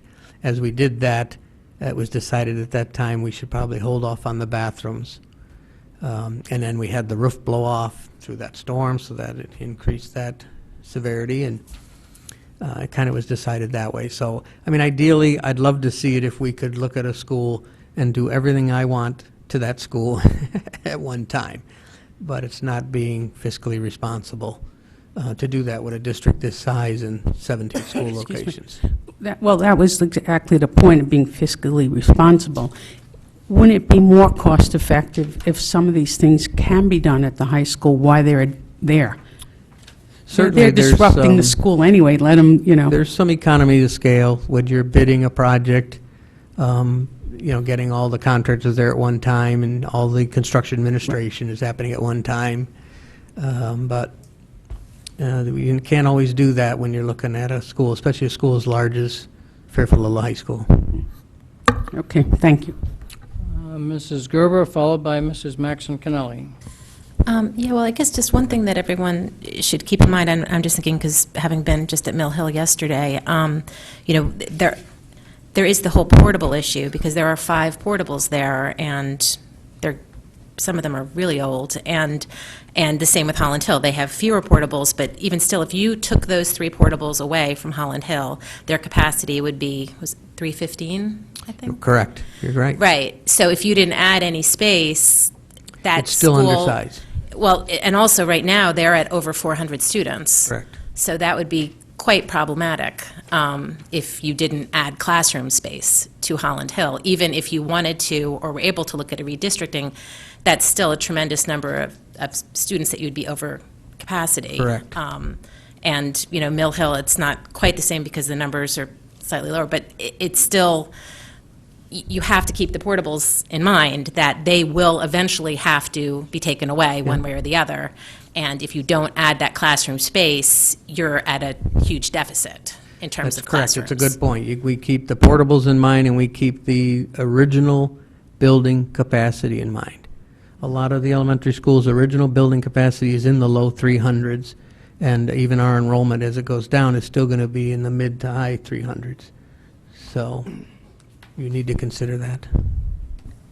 Is that done? Excuse me. Mrs. Maxon Kennelly, Mr. Patton wants to follow up on a question that Mrs. Gerber started, or do you wish to have the floor? If you're following up, go ahead. Just really quick, that was the 315 student capacity, that was on without the portables. That's Mill Hill? No, that's Holland That's Hill. Holland Hill. It's bricks and Okay. mortar, Holland Hill. Do we have a Mill Hill number with the Yes. same, minus the 3 portables? Yes, I do. Minus the 5 portables, you mean? Mill Hill's building capacity, just the building itself, the original building is 378. Thank you. Mrs. Maxon Kennelly. Yes, thank you. So you alluded to this in the very beginning, but I just wanted to ask a few more specific questions about it, because there have been a number of things added in just 2.5 months. And I didn't know if this is something of an urgent nature that's brought it to your attention, but between the, excuse me, Woods Elevator Project, the Dwight Playground retaining wall, the Tomlinson Roof Project, the roof extension projects at Roger Ludlow and McKinley, and then I would be very curious about the 2020 $250,000 purchase for portables. Yes. That was eye-catching. And so I was wondering if a brief explanation of any of that. Be happy to. As we looked at some of the projects, if you'll remember the way we laid out the facility plan, there's a separate page in there for things that are future and beyond. So the waterfall schedule started and the facility plan started as a 10-year plan. And what we're doing is thinking past 10 years, what kinds of things should we be looking at and thinking of? So we always had a page that had a list of things that were going to come even further than 10 years. Some of those are starting to filter in, Okay. and that's where those came from. They're not necessarily new projects, they're just new to Correct. entry onto a Some are. date specific. Yeah, some are. Certainly, the one you brought up, which is a good one, 2018-19, is Roger Little Middle School in McKinley. Everyone probably seems to believe they're brand-new schools, but they're going to get to a point where the roofs' warranties are going to expire, and we're anticipating calling in the manufacturers of those roofs and trying to get a roof extension warranty like we did with the superintendent on the 5 elementary schools we did. If we're proactive, doing proper PM, those manufacturers should be happy to come in, walk those roofs, and extend the 5 or 10 year on there with some very minor repairs. So we calculated those square footage numbers and got those into the waterfall schedule. The other one you brought up was portable classrooms. Portable classrooms, when, we still have some that are around the 2,000 range. 2,000 they were brought and put in. Those eventually, this isn't to purchase new portables. This budget number is to go in there and replace the roofs on those portables, the siding, the deck and stairs that are aging. They're going to be here another 10 years before we can get these projects going and portables eliminated from the district. So I have to anticipate they're not just going to stand there by themselves forever. The roofs are going to start to go, the siding's rotting on them, stairs and handrails and things. So I have to put some money in there to cover them. Purchasing new ones. No. So this is their maintenance. Correct. Okay. Thank you.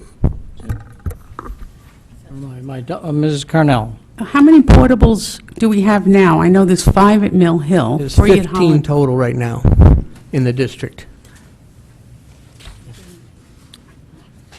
I could tell you where they are if you'd like. I just found Ms. out. Carnell has a book that she I gives was her. handed. I think you should go to the White House. They need some help.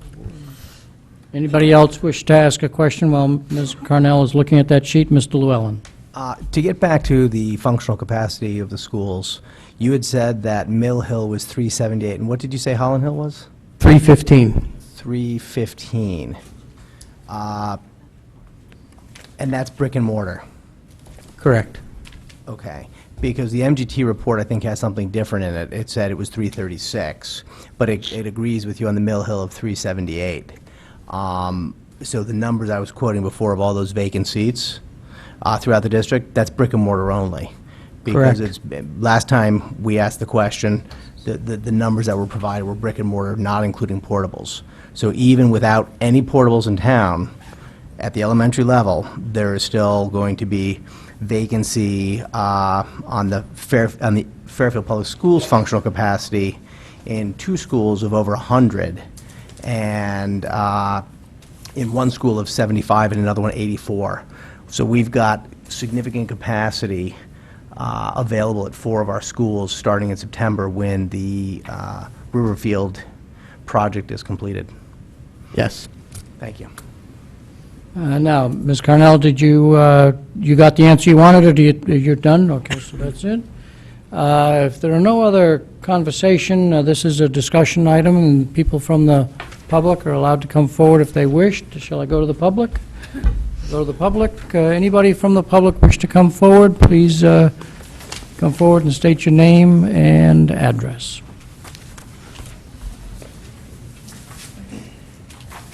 Hello. How are you? Good. Good.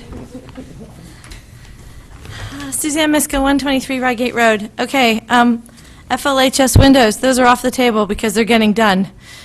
They've been in a holding pattern for far too long, ladies and gentlemen. Can we just get them done? In all due respect, I understand what's in front of you on Holland Hill and Mill Hill. With Riverfield being a 504, if there is going to be space, I know no one likes the redistricting word, I can appreciate that. But I think it's time to take a look at what we have here. In my opinion, and it's just my opinion, the Holland Hill area of the town is expanding leaps and bounds. And Holland Hill is kind of that lone school sitting out there trying to manage a great load.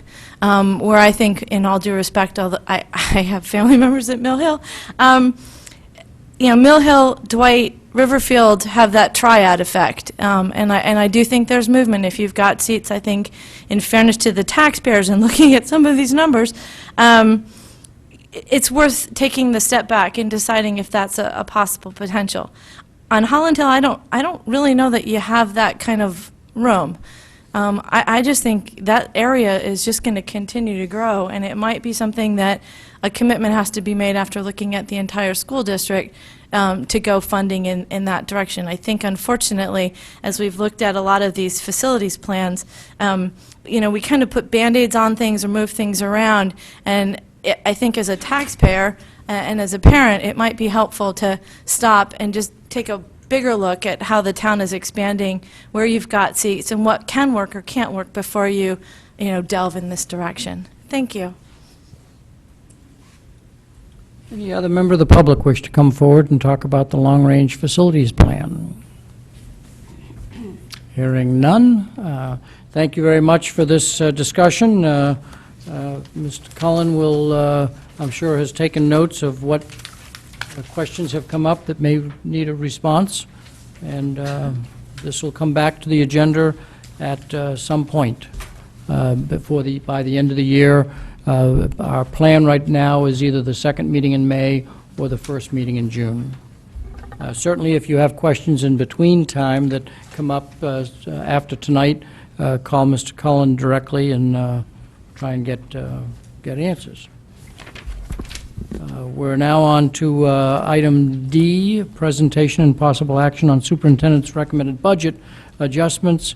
The recommended motion is a long one, so let me read it. Whereas at the March 31st, 2015 meeting of the Fairfield Board of Selectmen, the Board of Selectmen voted to increase the Board of Education's proposed budget by $367,579 with recommendation that it be allocated for health insurance. And whereas at the April 2nd, 2015 meeting of the Fairfield Board of Finance, the Board of Finance voted to approve the recommendations of the Board of Selectmen, and whereas at the May 4th, 2015 meeting of the RTM voted to approve the recommendation of the Board of Finance, resolved that the Board of Education amend the 2015-16 Board of Education budget by adding $367,579 to the health insurance account for a final 2015-16 budget amount of $161,215,640. Do I have a motion? Mr. Patton, seconded by Mrs. Gerber. Discussion. Can I ask if board members have followed the various discussions on the health insurance that you know that we are behind schedule? The town is working with us to catch up to schedule, and as soon as we catch up, we seem to get bad experience and we fall behind again. And the Board of Finance added this money so that we could try and keep a pace with where we were with the budget being presented originally. And so this keeps us apace based on the February experience. Are there questions on this that either myself or Ms. Munsell, or maybe I'll scare Mrs. Parks and have her answer the question? Mr. Fattabine, do you have a question? Well, I guess my question is more of an observation. I understand that the Board of Finance added this additional funding for the purpose of the medical retention fund. And we were just recently given the new experience for the medical retention fund, which looks like it continues to deteriorate. So the question is whether even this additional sum of money is going to be adequate throughout the year to keep us from so that we can completely fund that medical retention fund. So I would just caution the possibility that some areas in which we are expanding and adding additional resources in our current operating budget may need to be revisited to look at whether or not we have adequate funds that may need to be transferred to fund this medical retention fund. So that's it. When I spoke to Dr. Title just before he went into surgery, he was, not just before, but a few days before, he was looking for better news just before he went to the hospital than he found with this further deterioration. I think it's clear that he has made a commitment to rebuild this balance. He saved enough money in this year's budget so that the full $700,000 of savings of retirees could be put in here.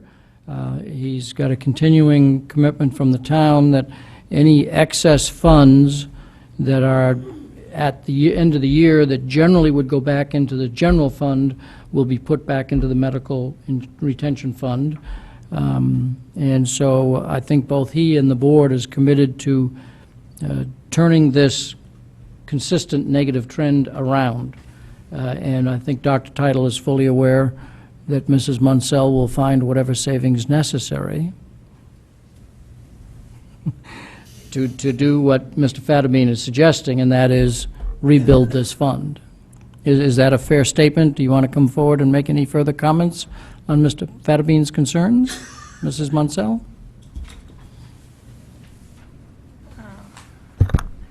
Yes, what we did when we did, and the summary, the update that you're referring to, with the March numbers, we also update all the other information that we possibly can, such as revenue. So the net difference between February and the March updated numbers is about 125,000, because revenue did go up. Although the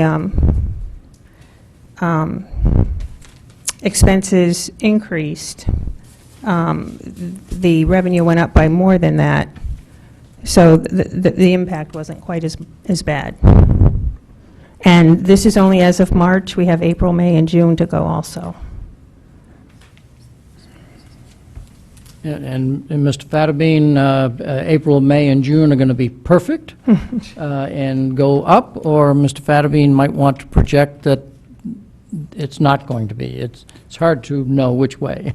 Well, my concern is when I look at the sheet, the January experience is in the net balance is $216,000.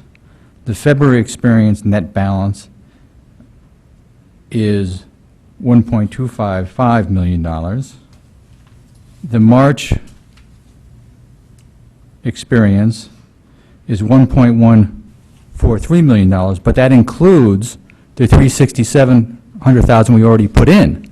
So without that additional $365 we just put in, or are going to put in tonight, you still have an increasing negative net balance that increases over the first 3 months pretty substantially.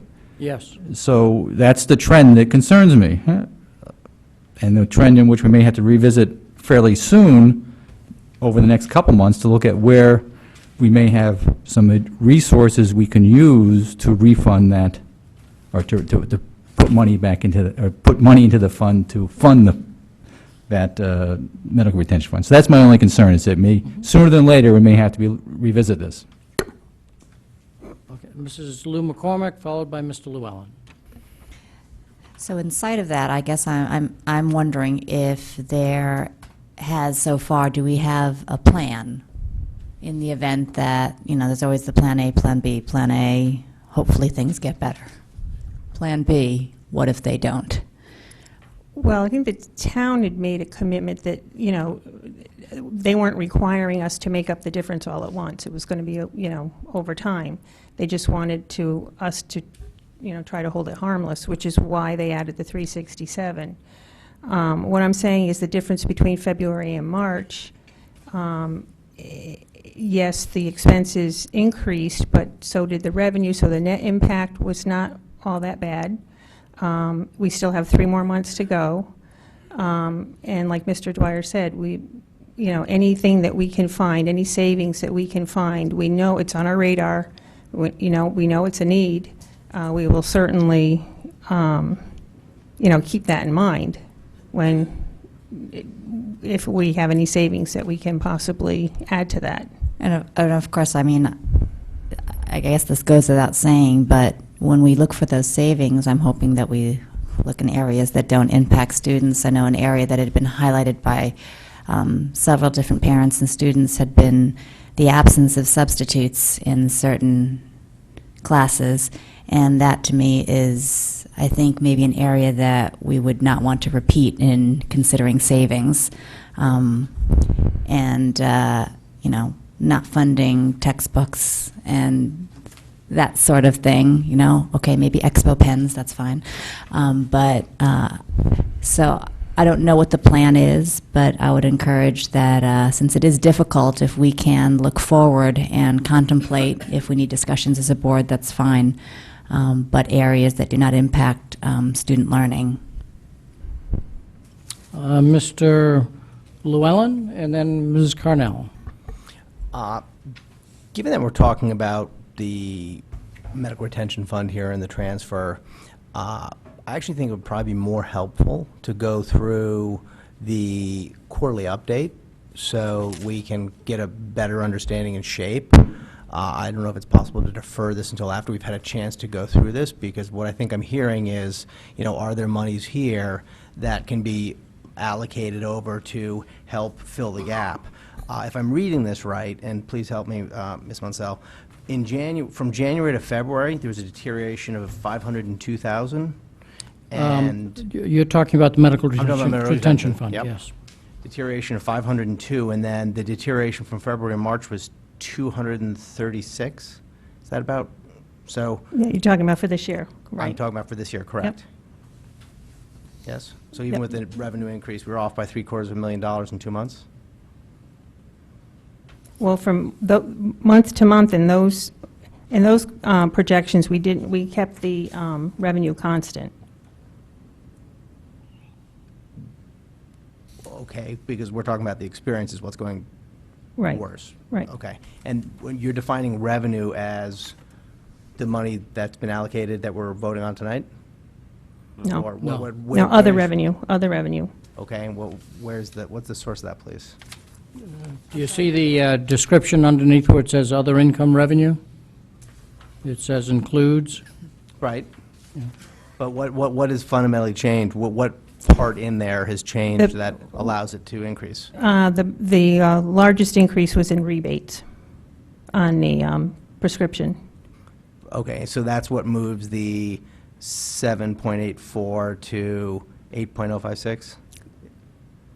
No. No. 8.7. Yes.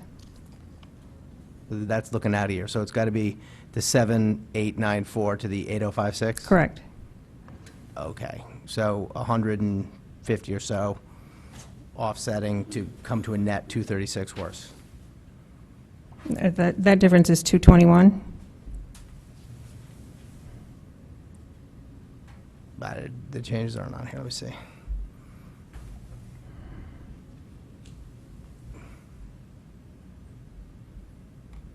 Yeah, there's an increase of revenue of 162 from February to March. Is that what you're referring to?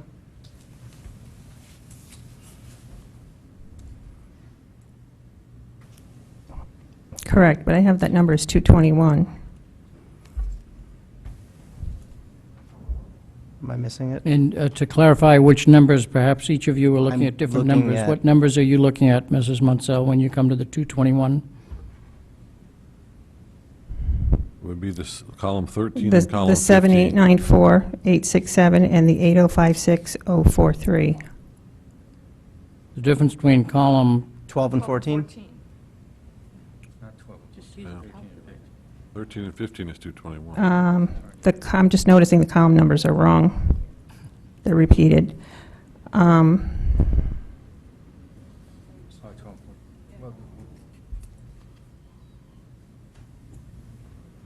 Okay, what I'm looking at is the difference between the 15-16 revenue number Right. for February and March. 13 and 15. Okay, and I'm looking at the current year because that's what is happening rather than a projected number. So the actuals from February to March have changed up by 162, which is column 12 to column 14. Correct. Okay. And the actual decrease is that 162 plus the 236 net. The actual decrease is close to 400, 398, to come to a net decrease of 236. So we've gone from a January expectation for kind of this end of this fiscal year of down 300,000 to down just over $1 million. Is that, am I reading this correctly? Column 10 to column 14? The 290 has decreased to 1,028,000? Correct. Okay. You know, I think we should talk about Can we say what we that? have in the budget. You just clarify that? Sure. Mr. Lam? Well, column, the last number on the bottom of column 10, which is 290,000 loss, negative. And the latest projection, 2 months okay. later, I was is looking two lines up. 1,028,000.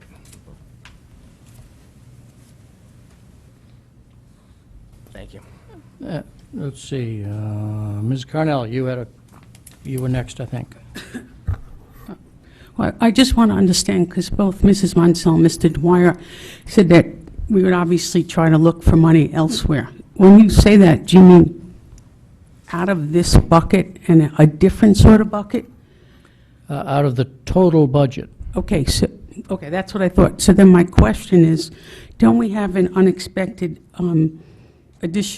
cost to our budget of just over $95,000 because of the legal fee as well? That is to this year's budget, and the savings we would be looking for to cover this would be out of the 15-16 budget versus the extra $95,000 that we spent for the arbitration comes out of the 14-15 budget. But that's what we're looking at, I thought. $1,028,233 is out of the 14-15 budget. It's the same budget. It ends June of 15, doesn't it? Okay, what I was referring to were any savings that we, you'll see in the third quarter update that we're right on budget right now for, as of March 31st, we're on budget for June 30th, without any additional funds here other than the 700 and the 160 that we've earmarked to go into medical retention. The 700 savings in the additional retirees and the 160 from security. So I'm saying that, you know, as things change over the next 3 months, if we find any savings, you know, that whatever happens between now and then, that, you know, we will certainly earmark that also for medical retention. This is the last update that's done. This March update will be it. It won't be updated again until we start the budget process again. It's done in, I think, November with October numbers, if I remember correctly. At that point in time, school will have started. You know, anything that we might have identified that we could save between, you know, July and when school started, you know, we would have to make a decision then if we could put more money in. I'm still confused. Forgive me. You said that right now we're on budget? Mm-hmm. Okay. But didn't we get an unexpected fee of close to $100,000 for Yeah, legal? we had to absorb that. We had to find it. That's inclusive of being on budget. Right. Yeah. I'd like to know where that 100,000 came from then. And then, if I'm understanding you correctly, I'm showing that we're at a deficit here, $1 million plus, excuse me. But you're saying that we're on budget, so I'm just a little confused. This deficit here that you're talking about here? That's one of the two, correct. Okay, this is the medical retention fund. It's completely different than the general fund. Right, but don't we have to fund this if the numbers, if we're in parentheses versus a plus? No, this is part of the town's comprehensive internal service fund. And my understanding is the town is fine with you know, they gave us a 367 to hold us harmless. It's the difference between column 12 and 13. The cash balance in column 12 and 13 in February. It's the 367, 579 is the difference between the 937 and the 569. That's why they gave us that. They just wanted us to hold that position. And I'm saying we really haven't deteriorated that much since then. So and can as an I make a suggestion? This is always a complicated conversation. For tonight's motion, we have to accept whether we'll accept the extra money the town gave us and put it toward medical retention fund. We could take as a special agenda item further discussion of the medical retention fund and where we're heading over the next 3 months and then 12 months, so that it gets focused. Well, I appreciate that, but the budget was on here, and both you and Mrs. Munsell brought up the point of finding money wherever we could. So if we had an unexpected bill of just shy of $100,000, where did that money come from? That's a lot of money. Other savings, other things that changed, maintenance, for instance, between the last projection and the one for March, I think there was a swing there of close to $100,000. Over budgeted for the maintenance? The difference between what we projected in the February projection that we did and March. There had been a swing, a savings of $100,000 in maintenance. That's just one of the areas. Seems like a big savings. What does that mean? Well, out of 155 million. Well, no, it's pennies. I mean, it's all relative. They but- found 100,000 from a variety of accounts with a large amount from maintenance because of just lower costs. There's one project alone that couldn't be done, a maintenance project that's not being done. So basically, either they're cut or we Sorry? delay them, maintenance projects? Is that kind of where the savings comes from? It wasn't something that they were able to do. The bid came in too high. Mrs. Parks would like to make a comment, and then Mr. Patton wants the floor. Wait a second. Were you done before I? No, but it's okay. Okay. So, in the overall budget, because it's a large quantity of materials, generally savings come from things like we may project a certain cost for electricity and we don't have a constant rate, it may come in lower. Same with oil. A savings that we know we've gained but we had difficulty projecting is we're using a lot more digital communication. We're saving a lot in postage on that. We're saving a lot in paper expenses. It's sometimes hard to project exactly how much the teachers will need in supplies. We try to budget to ensure that they have whatever they need in supplies. They don't always spend all of the money that we've allocated for them. In terms of staffing, there's a lot of unknowns. We calculate our budget based on all of our known employees coming to work and earning the salary that we've set aside. Sometimes there's turnover that we don't anticipate. As you know, we've had some turnover where we haven't been able to immediately hire a certified person, and therefore there's time where someone who is a long-term substitute that gets paid significantly less.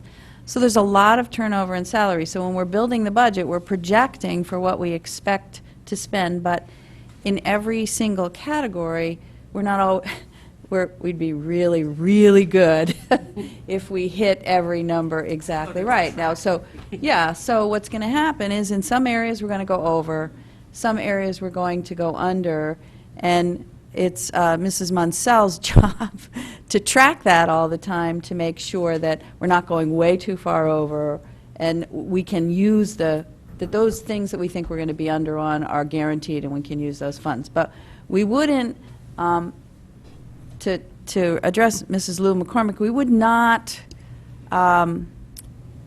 hire substitutes ever if we had teachers who weren't here. There are times when we have very high absentee days for teachers and we just can't fill the sub orders. So we just can't, we don't have enough subs to fill that day, and occasionally so teachers have to cover for each other. But we would never cut textbooks to save money, and we would never not fill substitutes to save money. It comes from other. No, it makes It's sense. really You about can how never well we get it, predict. you can never get it on the bullseye. Ms. Carnell, back to you. Oh, sorry, I thought you can never get it on the bullseye. My question then, and maybe it's for a discussion of another time, if you can find 100,000, which is great, maybe I should hire you to do my budget, but can you find more money for the students? I mean, why? It always seems that we find money for things, but are we looking for more money to direct towards the students? For example, books. That's always a concrete thing to pick on. We never seem to find the money to go to things. We always seem to find it to take care of the other things, like an unexpected legal fee. The principals have full discretion. They can, if, say, they don't have enough money in a particular line for books, they can transfer money. We have, from one account to another within their building. If they, for whatever reason, in total don't have enough money to cover something like that, we have district money to help them out in cases where it couldn't be anticipated and it wasn't budgeted.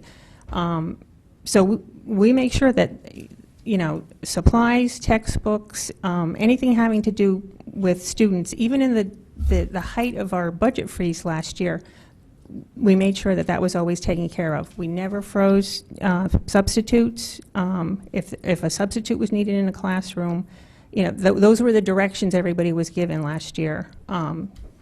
Students come first, safety comes first, and then we found whatever we could outside of that. Mr. Patton's next, and then Ms. Lou McCormick. Finish up, Ms. Cornell. I'm going to try. So in other words, I didn't know this. So the principals, the housemasters, headmasters, they can choose to move funds around if books are needed or to make sure the students have enough books. Correct. So that's not with, and this may be going way off range, that's not done with the curriculum leaders and everybody else to make that decision about books? I thought it was like a triangle sort of decision. Please. Would you like me to answer? So typically, when there's a process, so there's ongoing, books wear out, they need to be replaced. The building administrators generally track that, purchase new books when they realize we don't have enough. When we have and they purchase the book that has been adopted by the board for the curriculum. When there's a curriculum revision and we may be changing a textbook, that's decided in the process. We've been doing those processes, and parents get input as well. Once the textbook is adopted in a curriculum revision, that money is set aside in the district budget because it's a large amount. That's in the program implementation budget. But the ongoing, the principals have money so that if a lot of kids lose books in a year, or a lot of the books get damaged, or they have class sizes that are larger than anticipated, they can fund that out of their own budgets. Now, if it's a huge unanticipated change, we would look for money out of the district budget to help them out. But it's always in conjunction with decisions of the curriculum leaders, because what books are in the support the curriculum are part of that curriculum writing decision. Thank you. Thank you. Thank you. Mr. Patton. I just kind of wanted to add to what Mrs. Parks is saying is that between Mrs. Munsell and the staff and Dr. Title, obviously they look for savings and efficiencies when any disaster happens, and we've seen things from the Ludlow roof to the special education issues of years past to boilers, and stuff happens, and it's not that they're pulling money out of thin air. It's that they have to, cut some project or put a moratorium on excess spending for supplies like they did last year. They just do 1,000,001 things, I can imagine, right, to try and, make up for the, whether it's $50,000, $100,000, or $400,000.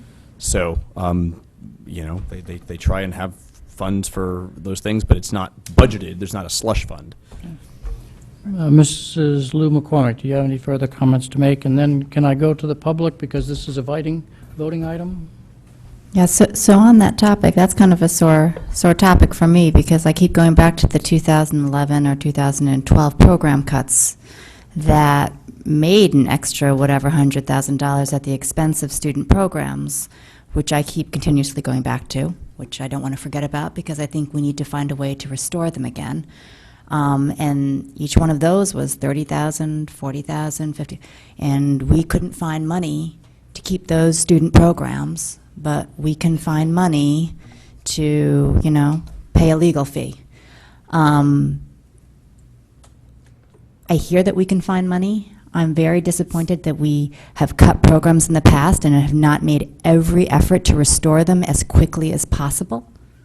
If we hadn't had that $90,000 legal fee, Point of order. Could we, No. We have a motion on the Could table. we stay on the Can we speak to motion? the motion? People want to bring these, I'm happy to add something to the agenda, but can we stay to the motion? Can we stay to the motion, which is adopting a budget, which is only related to the adopting of the additional money from the Board of Finance? I was There just are a going on the variety line of of this budget discussion. discussions, but if we can stay to this particular motion at the moment. Yeah, well, my point's been made, thank you. Okay, thank you. Okay, any member of the public wish to speak on the 2015-16 budget and in the increase of $367,579 that would be allocated to the health insurance account? Suzanne Meska, 123 Reigate Road. The words are, and I politely say, thank you. $367,000 is probably not going to get you out of where you are, in all due respect. But my view is, I think you've been given a very generous gift. As a taxpayer, I'm not so sure I'm loving it, but I get what the issue is. What I'm going to ask this board is the same thing that I asked the Board of Finance during the budget cycle, which is, it is time to come up with a plan in regards to the medical retention fund. I've asked the Board of Finance to do it on the town side, and I'm respectfully asking this board to do it on the Board of Ed side. We've seen what happens in trying to take this thing to zero. It's a wonderful mathematical equation. It doesn't work. I would like to see this board accept and thank the town for being so generous and being so patient, but on the other side, it's time to put things in order. I was surprised that no one was willing to ask a consensus of the body on any extra money in the 14-15 budget to be moved to medical retention. When asked by the Board of Finance, I thought that was rather disrespectful, because one would think that that should be the goal of this committee, of the Board of Ed, to meet the requirements of their own deficits. So I would ask that we take the 367, anything further be put to the 14-15 budget, hopefully so that we can decrease the 15-16 impact. And in the future, I agree with the board member who said it's time to come up with what's our worst case scenario, what would we have to be looking at, because it's time to be prepared instead of being surprised. Thank you. Thank you very much. Any other member of the public wish to come forward? Back to the board. Mrs. Maxon Connelly? Brief comment to clarify. The district has committed that any surplus left at the end of this school year is going to the medical retention fund, correct? The district has committed that we have asked that happens. Any surplus of a Board of Education by law goes back to the general fund of the town unless the town agrees to let us keep it and put it into the retention fund, medical retention fund. So in the last year, they, Dr. Title and First Selectman Mr. Tetro made that agreement, and we were able to keep the money. Mr. Tetro has made a gentleman's agreement, was that what somebody said the other day, earlier in the meeting, to do the same thing this year. So it's not our vote, it's our request, and the first selectman. Right, I wasn't implying that it was a Approval, vote. yeah. I was, the Yeah. point being, this is an just- arrangement, it's been agreed to, it's Yeah. already done. It has to be an agreement from both sides. Right, Yeah. thank you. Mr. I just want to get a point of clarification. Okay, Mr. Llewellyn first, and then Mr. Fattabine? Fine, sorry. The point of clarification, you said that this board cannot transfer any more money to the medical retention fund? No, if there's any surplus at the end of the year. Correct. But right now, we could vote to transfer another $500,000 over, or whatever number we decide, hypothetically. Right, I'm just, hypothetically, we but- could transfer something now, correct? Yeah, Okay. when we do the end of the year reconciliation. Yeah, once the year is closed, we can't do it without approval? Correct. And so at the end of the year, we do a reconciliation to bring it to zero, and that is when we would vote to take whatever we could afford to do. Now, that includes an allowance for purchase orders that have been sent in. Encumbered, but the product hasn't arrived yet. Every year, there's a small amount, pick some number, where we find at the end of the time, we have some encumbered funds that aren't spent, and those funds also, by agreement, would be put into the medical retention fund. If the encumbrances expire. If the encumbrances expire, yes. Mr. Fattabine. I just wanted to emphasize that my concern is not this current fiscal year and what surplus we might or might not have to go towards the medical retention fund. My concern is in the next fiscal year, which is what this motion relates to, is whether or not we're going to be on track to meet our commitments with the budgeted amounts to that medical retention fund, and if not, in this in the next fiscal year coming up, what decisions we're going to have to make to maybe transfer funds necessary to, that would be adequate to provide a medical retention fund that is appropriate. And those decisions, I think, maybe we should revisit our next fiscal year's budget in another couple months to determine where we are in the medical retention fund if our experience is further declining, and make the difficult choices as to what things we can do about it at that period of time. Yeah, I have no doubt that, I don't know how many horses were, well, I won't finish that phrase. I presume that if we have another month or two of negative experience, that one of the first issues that Dr. Title will be dealing with when he comes back is this continuing trend, and how do you adjust for it within the year? And similar to how he has come to us with the negative issues that related to other issues, and how am I going to address it, I'm sure that he'll be putting some ideas on the table that we would have to address. That was my only point. Yeah, yeah.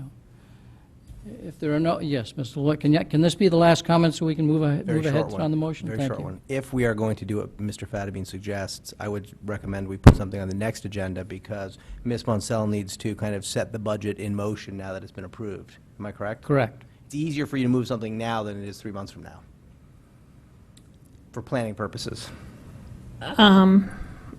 No, you could do a budget transfer anytime you want. I'm talking about a change in where you're spending money. If you're That- not going to go out and commit to something, it's easier to not commit now than 3 months from now. I'm not talking about a surplus of moving a surplus.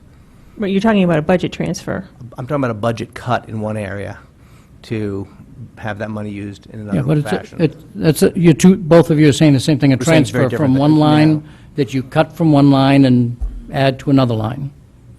So you can do it at any point, unless you've gone and hired people, say. Right. Right. So, That- which is why, I would think you'd have to wait until September. Well, by then you would have hired them if, But that's our priority. depends if they're, Well, I think that depends, right? That's what the discussion is about, is where should we be setting our priorities and doing it in advance? Because if we find that some area is not a priority, then we want the opportunity to be able to address that earlier to fill our gap versus waiting until something that was not our priority is locked in and is forced to become a priority. So, are we ready to act on the motion that we'll accept the $367,000? We've gone to the public.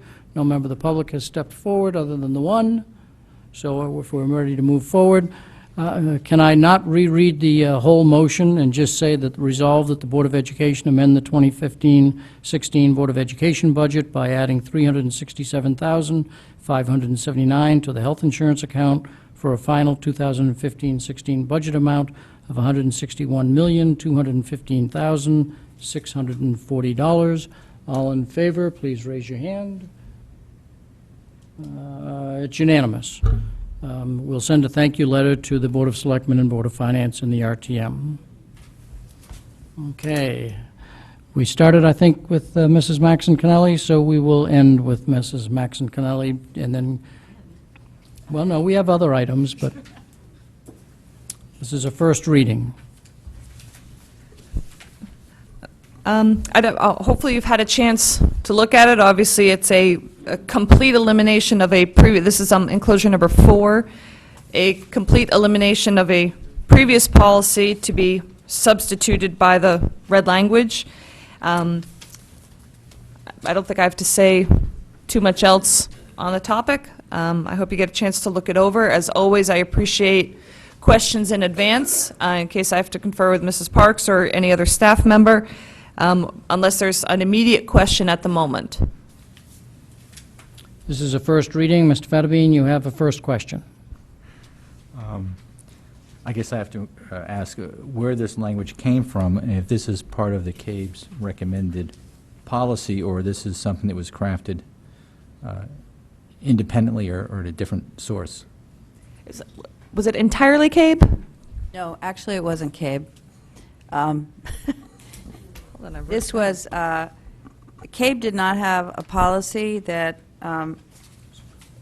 if you read through this, we were concerned with the possibility of eventually going to a bring-your-own device one-to-one, and CABE does not write policy until something's been tested legally, and so they didn't have a policy for that was like this.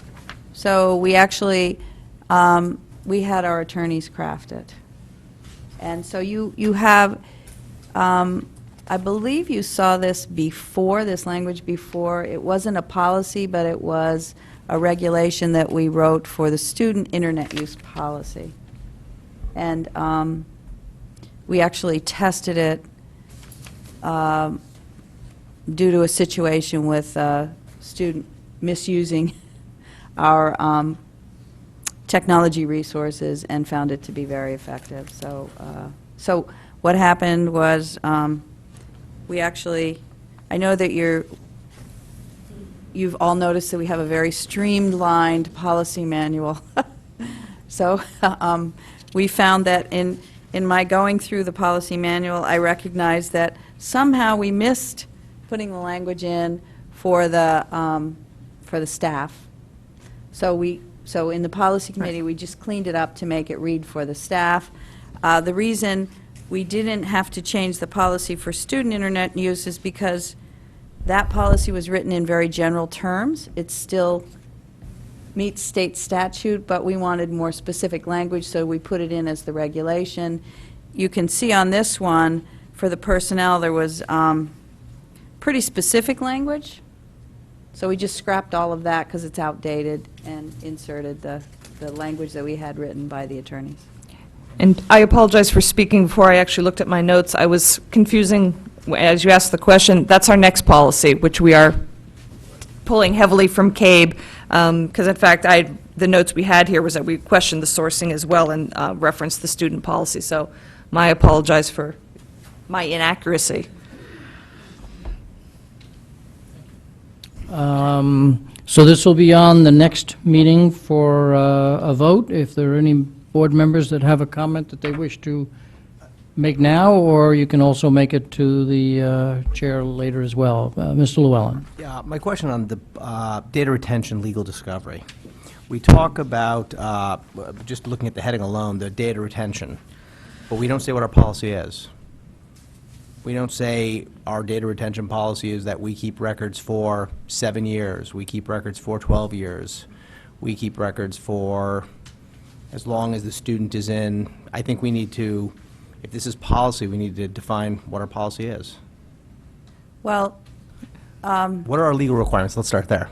okay, I'm going to tell you very briefly, because we have a whole manual on that. All of the different records that we maintain have different retention policies. And those are mandated, some are mandated by the federal government, some are mandated by the state government. The Library of Congress is very involved.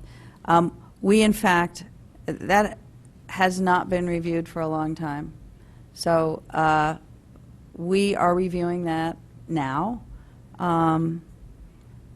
And we have to follow, it's very complicated because it's not just what's the regulation, but that's also compounded by what has your past practice been, and if you want to change a practice, you have to request that change in practice from the Library of Congress in general.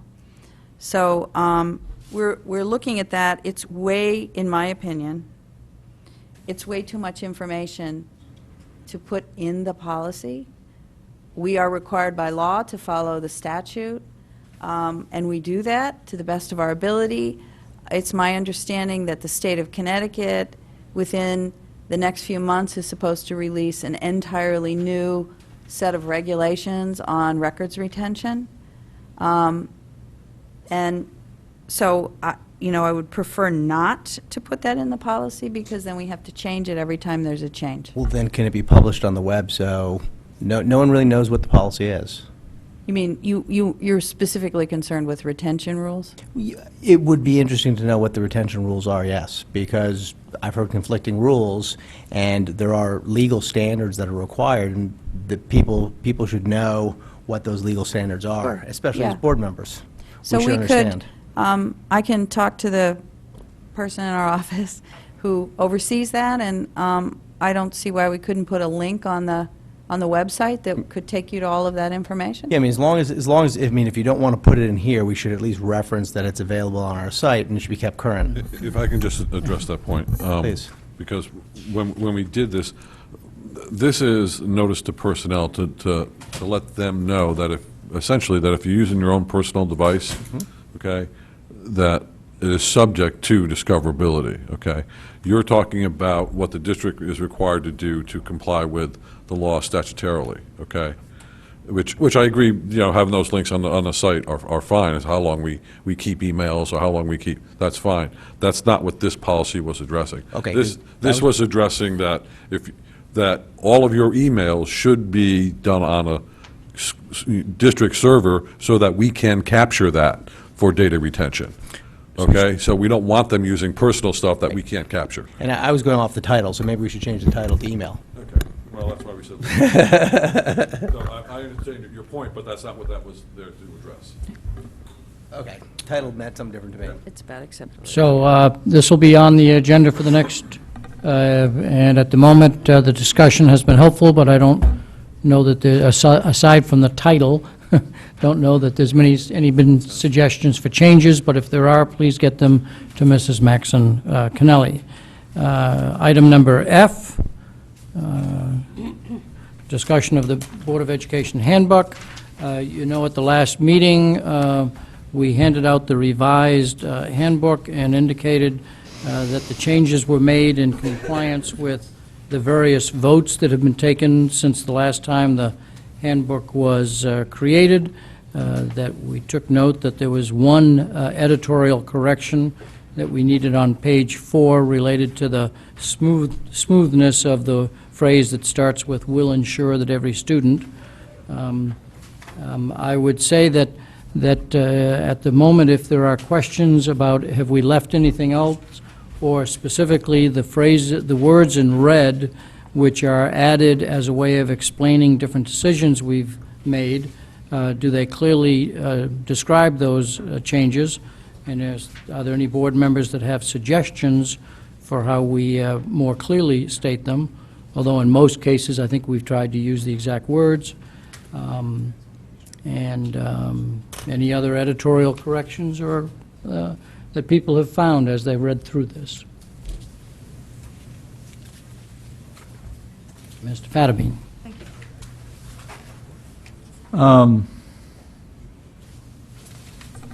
On page 9, item F. Item F. Eagerly welcomes members of the public to attend Board of Education meetings and to become informed on issues which the board must act. You have, I would just put acts, just because sometimes we do board functions. Let me clarify. Take out the word must. Right, just, and acts, in which the board, I don't think it reads right anyway, but just to eliminate the word must. Okay. Because in some situations, we don't have to act, but we choose to act. Correct. Okay. So just the concept of however you want to word it to make it fit, that, you know, it's just a board act. It's not necessarily that we have to act. Okay, thank you. It has to be worded a little bit. On which the board acts. Sometimes we don't have, or before the board, right? Well, you can put before the meeting. Sometimes it's just discussion. Issues before the board, that's fine. And my only purpose was that it's not just, we don't necessarily have to act in some situations, we choose to act. So, Yeah. that's all, however you want to word it. Which come before the board feels. Right, whatever it is. It's not, that was my only intent. How it's worded specifically, Okay. I don't want to get too critical about, although I can. This is where I'll get more critical. On page 17. I know, there's something wrong with this sentence. All right. In any event, we should have caught that earlier. On page 17. Item E. What I would suggest about the middle of the paragraph on item E,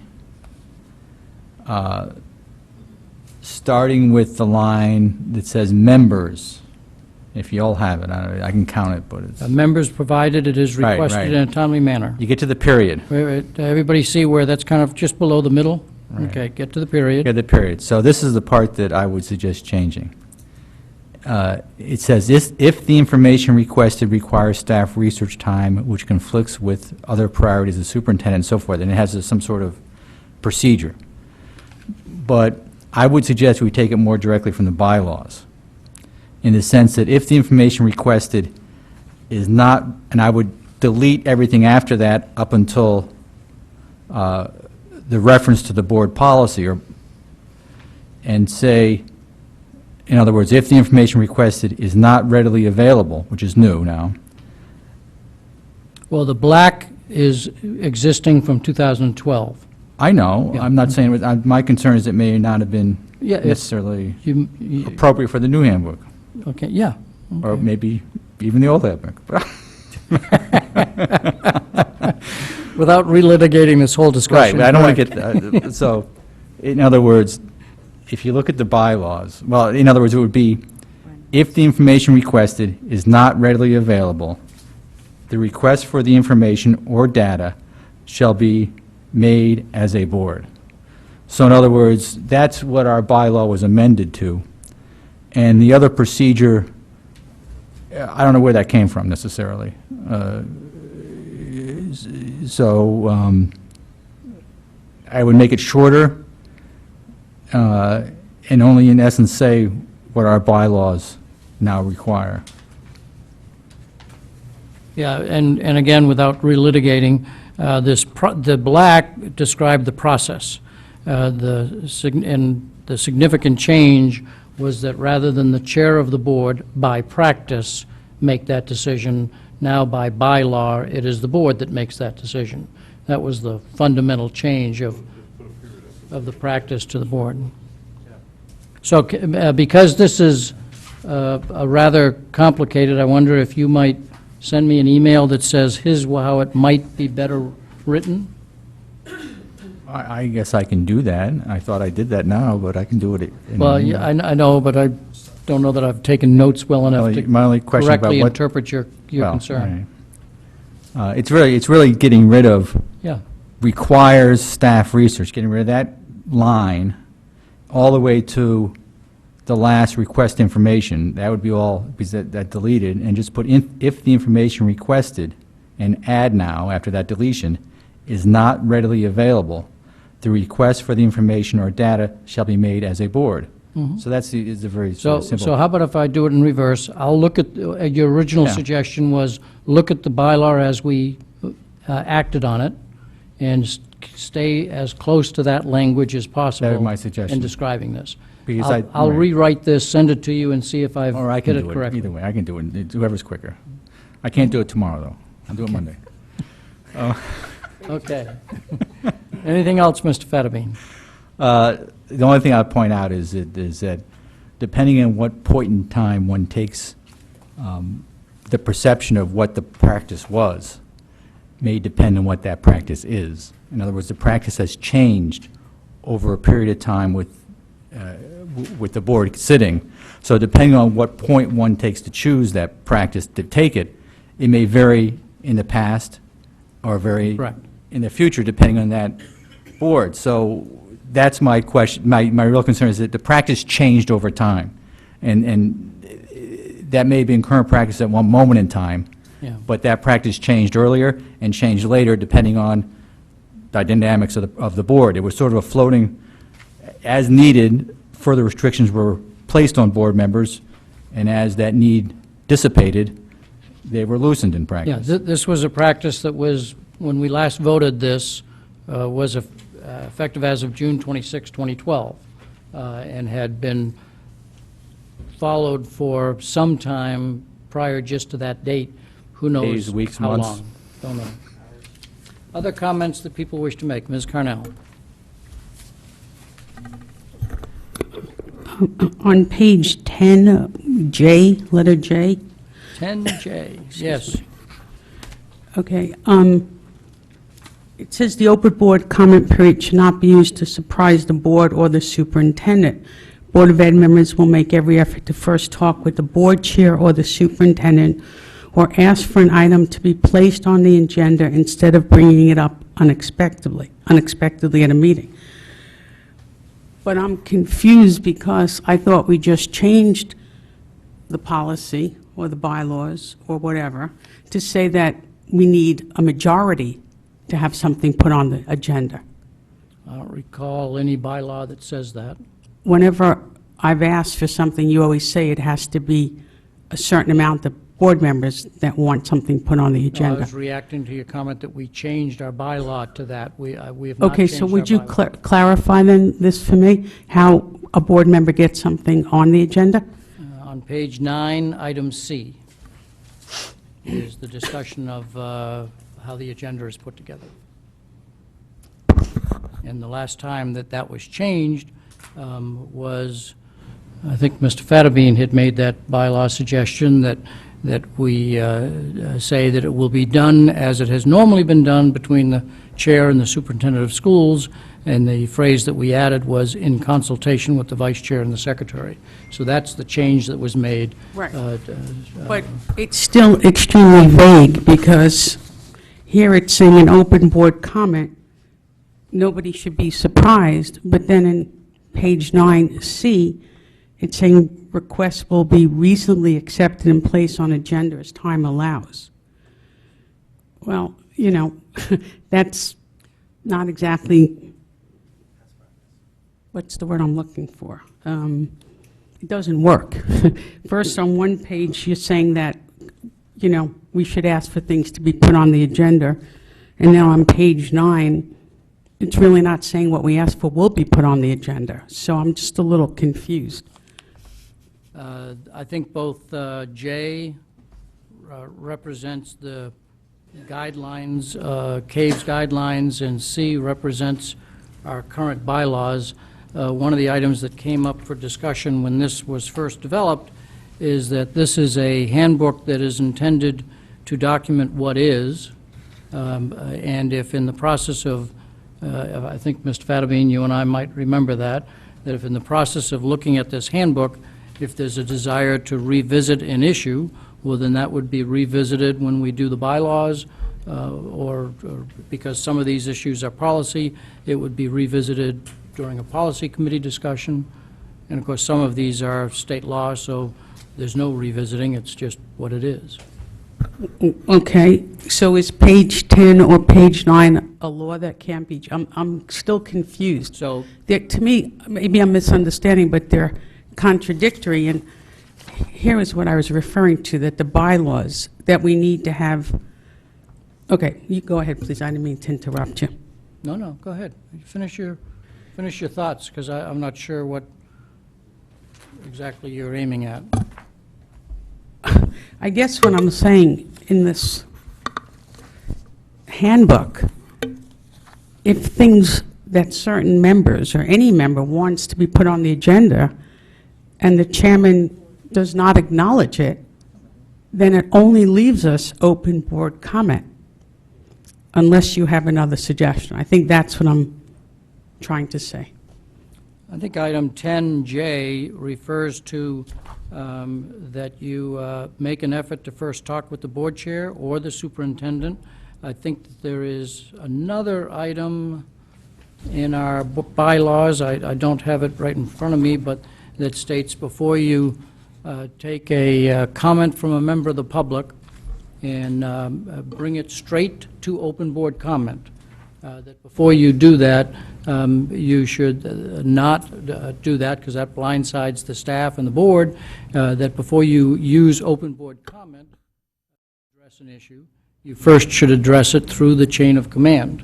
And I think that bylaw, I'll find it and I'll email it to you, but I think that bylaw suggests that only after you have followed the chain of command, if you still feel that that's not an issue that's been properly addressed, well, then that belongs on open board comment. But you don't go direct to open board comment. You follow the chain of command on either addressing an issue that a member of the public has asked you to address or an agenda item. But again, this is a handbook that captures what is. That doesn't mean that next November, following the next election, board members who every year, each November, have an opportunity to look at the bylaws and say, no, I want to change things and do things differently, and that's the process that, that creates change. This is, I think, just intended to capture what is at the moment. Okay, I just have one last, page 14. Fatabeen. Page. Page 14, a B, public comment by Board of Ed members. So it says that, clearly the Board of Ed members can speak to the media, but only the chair can speak on behalf of the board. Well, what if the board has different thoughts about what the chairman is speaking about? I don't understand what gives the chairman the right to speak if a board member doesn't agree with what the chairman thinks or feels. Certainly, if I were to represent the board's opinion, and that is not the board's opinion by either the majority vote they've had or the majority discussion that they've had, I think any of you have seen me go to PTA meetings. I've tried to be very clear, saying on this issue there's a divided opinion, and some feel this way and some feel the other way. When I'm before a Board of Finance or a Board of Selectmen, when they ask me, is the Board of Education still committed to maintaining a principal and interest neutrality whenever we deal with projects, and expenses that have to be moved?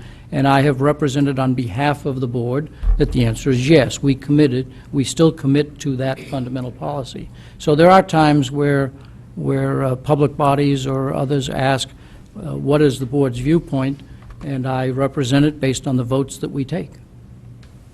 You still may have an individual on the board or two that doesn't agree, and then you're taking away their freedom of speech. Taking away, you're saying you're speaking on behalf of the entire board and majority votes. So you may have 5 people that feel one way and 4 feel another, but I don't believe that it's the right of anybody to take away what 4 people have to say. That's a different viewpoint. I don't take away, I think at public meetings when people ask me, whether it's 90, 72, 63, 81, or 54, If I'm at a meeting where somebody says, what is the board's viewpoint, and it's been one of those issues that has been not very unanimous, then I say that. I say there are 4 board members or 3 board members who have a different viewpoint on this, but the majority vote of the board was. And that's the way I represent the board. And that does not mean that that's taken away your voice, because you've all gone to different PTA meetings. You've all had an opportunity to express your viewpoint as your own individual viewpoint, and we all do at different town bodies or in different PTA events and with one-on-one conversations with citizens. You all have that right. Mr. Fattabine, followed by Mr. Llewellyn. I think in order to understand the handbook, you have to step back a little on what the purpose of the handbook was. The handbook was sort of a guide, and the purpose and the meaning of the handbook is sort of summarized on the bottom of page 2, where it says the handbook is only intended to summarize and bring together in a single location certain information, policies, and practices helpful to members of the Board of Education and the general public in understanding the organizing principles, authority, and operation of the Board of Education in the public schools. The information in the handbook should not be relied upon as an alternative to reviewing the full and complete source documents on the topic. The handbook is not intended to and does not change, modify, or supersede any existing Board of Education policy, administrative regulation, or practice. This handbook does not create any new or additional obligation or requirements of the Board of Education administration or Fairfield Public School District, and is to be used solely for informational purposes. So our controlling documents are always going to be our bylaws, our policy manual, and all those things. This is only intended, and the only purpose and interpretation should be as a guide to help understand what those underlying controlling documents are and say in a more simplified form. It really doesn't change anything of what, and it shouldn't be interpreted to change anything of how we operate as a board and how the district runs as a district. So with that said, it's got to be reviewed and taken as for the purpose in which it was written and what it's for. In 2012, there was probably as much discussion in getting that disclaimer statement correctly written so that people were clear that this does not change the fundamental underlying documents. It's just as a way of capturing it all in one document. Mr. Llewellyn. And because I'm not changing underlying documents, just a suggestion, please. If we look at 7 and 8. 7 and 8? Which is the master calendar. Correct. Yep. I would like to recommend, in terms of the master calendar for next year, to go to 2 meetings per month, go back to the old format where we have a business one and an education one, or however they were named. But I think that we run over time so frequently and things get kicked off agendas so frequently that we need to go to 2 meetings a month. As you look at the clock, I see. But I mean, that's the issue, right? We run out of time and we don't get to do things. So if we could go to 2 meetings in, I guess it'd be point 2, point 3, point 4, point 11, and 12, I think we'd have the summer off. Thank you. Any other comments from the board? We'll put it on, I'll put it on for one more discussion time so that everybody, in the past, we did not vote on this until everybody said, yes, I see the changes you made, I'm okay with that change, and it was, we didn't try and make changes on the fly at the last meeting, so I'll put it on for next month's, the next meeting with the corrections and changes that we've talked about relative to the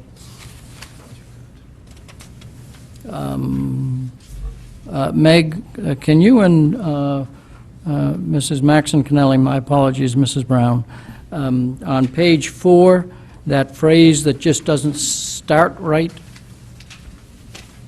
where it says, will ensure that every student, can the two of you put your heads together and find out how that really should be started? So we'll make those kind of changes, and then we'll... Yeah, where are you? Yeah, it's... Yeah, it's... the intent is to take it exactly from the document, and somehow or other in typing this, it didn't come out quite that way. So, with that in mind, it'll be on the next agenda, and that is another draft, and then we will go from there. The hope is that we can get this done by the end of June, so that we can say, yes, this is a handbook that can be handed out to the public. Can I have a question? Yes, Before 2012, we didn't have a handbook, correct? correct. Because we just used the policies. We expected members of the public and new members to the board to just figure it out over time as they listened to how things happened. And so went to a CABE conference where several districts said that they found it helpful to have a board handbook that captured everything so that people didn't have to look through state law, the town charter, our bylaws, our policies, our board practice, to find out how do we operate. So that's where the idea came. It got generated at a CABE conference.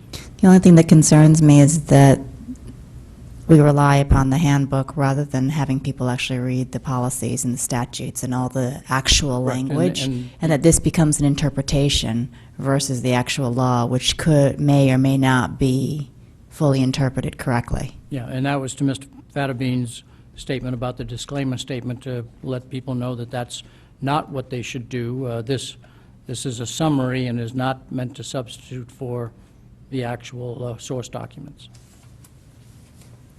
Okay, I'm just wondering what the need of it is for, actually, so. Okay.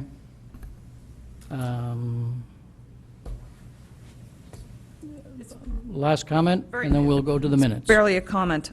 This is just back to Mr. Fatabean's on page 9, because as written here, it doesn't make sense. So this is back to the red line where Mr. Fatabean was working, under F. Eagerly welcomes members of the public to attend Board of Can I Education. get to 9? Because since Sorry. I'm taking the notes, here we go. Yes? Eagerly welcomes members of the public to attend Board of Education meetings and to become informed on issues which come before the board. Isn't that what we want to say? That's not what I'd written down from what he said. I thought you just said change the must to acts. Right, indicate, I don't care. Okay, so There was since you something read else wrong that with the fast, site. can you, So, the secretary has it? Good enough for me. Thank you. Maybe I'll make one other suggestion real quick, is that maybe the point of confusion is it's called Board of Education Handbook, when it's really a guide to the Fairfield Public Schools. I mean, it's really, in other words, it's how the public schools operate in the district, and it may have more than just... This would be a lot bigger if we were to try and Well, accomplish that. no, it's a summary of that, it's a guide. Is all it is a guide summarizing one location, a lot of the things that make the district work. So the fact that, like, maybe the Board of Education Handbook, Yeah. a guide to the Fairfield Public Schools by the Board of Education.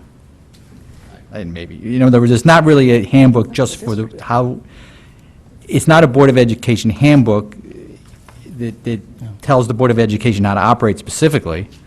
It's a guide to the Fairfield Public Schools by the Board of Education, in a sense. I mean, it's our version of, that's... Saying guide to Board of Education is, I don't have a problem with that, if that seems better. I don't know, I don't know what the exact word would be, but maybe the handbook is the issue.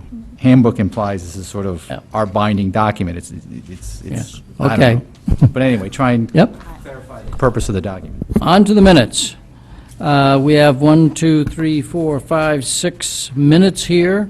Are there any questions on any of these minutes that will be entertained? If not, I will just kind of quickly go down through them. But if you tell me that there's particular minutes that you would want me to slow down on, then I will take note of that. Huh? Are you going to vote each one individually? I'm going to vote each one individually, Okay. but I'm assuming I'm going to go fairly quickly, and I might go so quickly that you'll say, well, wait a minute. So, yeah.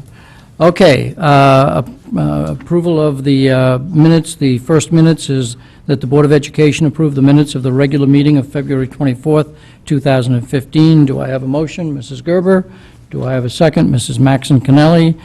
For sense of the board, can I assume that those two will do motion and second on each one of them.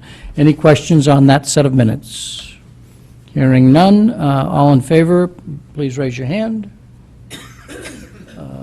Okay, Mr. Patton, Mrs. Gerber, Mr. Dwyer, Mr. Convertito, Mrs. Maxon Connelly, opposed. Mrs. Lou McCormick, Ms. Carnell, Mr. Fattabine, abstentions? I wasn't here. Mr. Llewellyn, 5. Okay, on to the next one, that the Board of Education approve the minutes of the special meeting of February 28th, 2015, moved by Mrs. Gerber, seconded by Mrs. Maxon Connelly. Any questions on that set of minutes? No questions on that set of minutes? All in favor of approving the minutes of the special meeting of February 28th, 2015, item number B, please raise your hand. Say it again? This is on the motion. On the motion, yeah. All in favor of approving the Board of Education minutes of the special meeting of February 28th, 2015, as shown on item B. So please raise your hand. Mr. Patton, Mrs. Gerber, Mr. Dwyer, Mr. Convertito, Mrs. Maxon Connelly. All opposed? All opposed?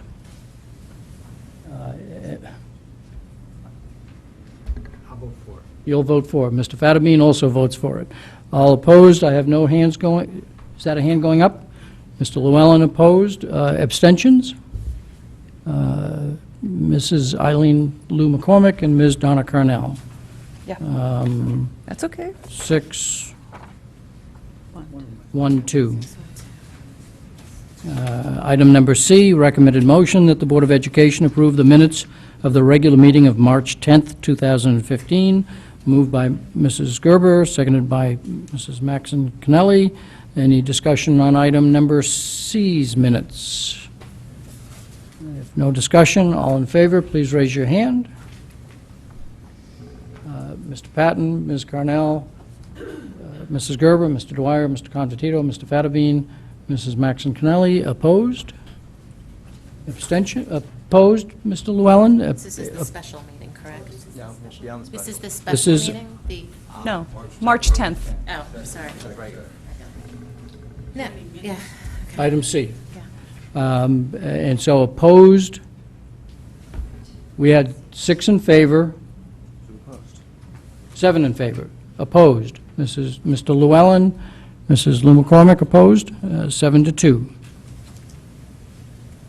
Item D, that the Board of Education approve the minutes of the special meeting of April 7th, 2015. Mr. Gerber makes the motion, Mrs. Maxon Connelly seconds. Any conversation on those set of minutes? If not, all in favor of item D, the minutes of the special meeting of April 7th, please raise your hand. Mr. Patton, Ms. Carnell, Mrs. Gerber, Mr. Dwyer, Mr. Fattabine, Mrs. Maxon Connelly, and Mr. Llewellyn, all opposed? Yep. Say it again? You arrived late. You arrived late. By our, no, okay, no, by our custom in this town, if you are absent from an entire meeting, you frequently abstain. That is not a Robert's rules. I mean, a person can vote on a set of minutes for a meeting that they weren't there, but by custom. That's what you're referring to, Mr. Convertito? It says you arrived late. Board members only, it's at the discretion of the board members. Yeah, I think it's right. an accurate representation, they can vote for They it. can vote. So, Mr. Patton, you were there for a portion of the meeting. Are you still voting in favor, or? Still voting in favor. You're still voting in favor. And we had a negative vote. We were in the midst of a, okay. I lost track. Can we just do it again, please? Thank you, Ms. Carnell. Item D, approve the minutes of the special meeting of April 7th, again, made by Mrs. Gerber, seconded by Mrs. Maxon Connelly. Please raise your hand if you're in favor of those minutes. Mr. Patton, Ms. Carnell, Mrs. Gerber, Mr. Dwyer, Mr. Fattabine, Mrs. Maxon Connelly, opposed. Mr. Llewellyn, Abstentions? Mr. Convertito and Mrs. Lou McCormick. That's item D, so that's No. 6, 2, 1. 612. 612. Okay, now we're on item number E, that the Board of Education approve the minutes of the regular meeting of April 7th, 2015.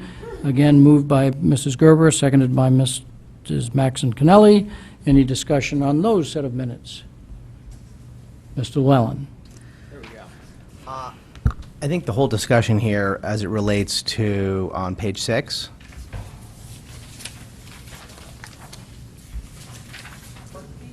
Page 6. we talk about the fact that Ms. Munsell said she believed it was used. An email reminder about tax use may have been sent. I'm not sure may have been sent was it may or was it sent? There was a request in, I believe, to see some of this, and it's not necessarily reflected here. Page 6.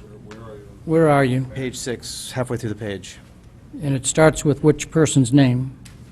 Well, it's not underlined, but it says Ms. Okay, Munsell. so how many lines down from, assuming Mr. Llewellyn's name, how many lines down from there? 1, 2, 3, 4, 5, 6, 7, 8, 9, 10, 11, 12, 13, The next 14, Mr. Llewellyn. You know what, let's postpone this one. I'll come back with some proper words for the next one. Otherwise, you can vote it through if you'd like. Otherwise, I can come back with words. It's up to you. So there's a motion on the table to adopt the minutes. You're making a motion to postpone consideration. Correct. Is there a second? Is there a second to postpone consideration? Yeah, he wants to. I'm sorry. The answer is yes. Any conversation around postponing the consideration of these sets of minutes? Mr. Convertito? Your motion to postpone is based on, you don't think it's accurate representation of what happened, or? I would like some more time to take a look at it to make sure it is, yes. Okay. Thank you. So on the motion to postpone, all in favor of postponing consideration of item number E, the approval of the minutes of the regular meeting of April 7th. Please raise your hand. Mrs. Eileen Lou McCormick, Mr. Patton, Ms. Carnell, Mr. Convertito, Mr. Fattabine, Mrs. Maxon Kennelly, Mr. Llewellyn, all opposed. Mrs. Gerber, Mr. Dwyer, the motion passes 7 to 2. Okay, that'll be on the next agenda. And item F, the last set of minutes, that the Board of Education approve the minutes of the special meeting of April 21st, 2015. Again, moved by Mrs. Gerber and seconded by Mrs. Maxon Kennelly. Any discussion on the special meeting of April 21st? If not, I don't know whether you're waving a pen or you're... I have a question. Question. Or change. I believe is on page 2. As part of my quotes and what I had asked, I'd asked for copies of the business plan. It's not clear where you are when... The whole top section on page 2. Page notes 1 to 7, it can go anywhere in there, but I know during that discussion I had asked for a copy of the business plan to support the Walter Fitzgerald campus, so I guess it would fall under page 7, under number 7. Oh, I see.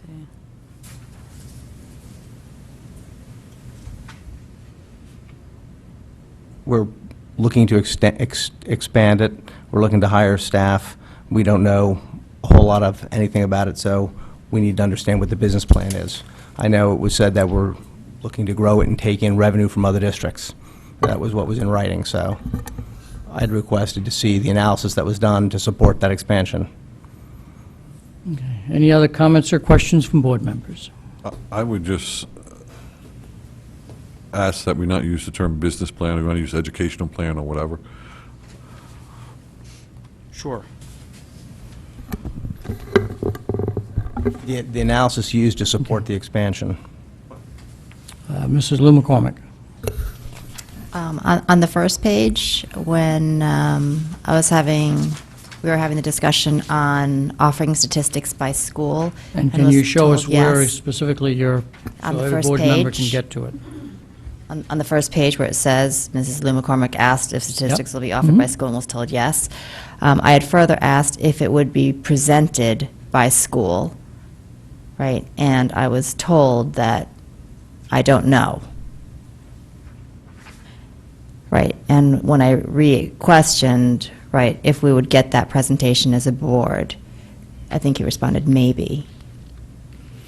And then further, I guess further down, when we talked about and wondered at differences, and this is the end of the second sentence, are we setting absolute levels? I think the conversation had gone on to say versus measuring the change, right, as opposed to just saying, are we setting absolute levels? I'd further asked if we could instead measure the change. So those are my two comments regarding the two things that are in there, because that's what happened.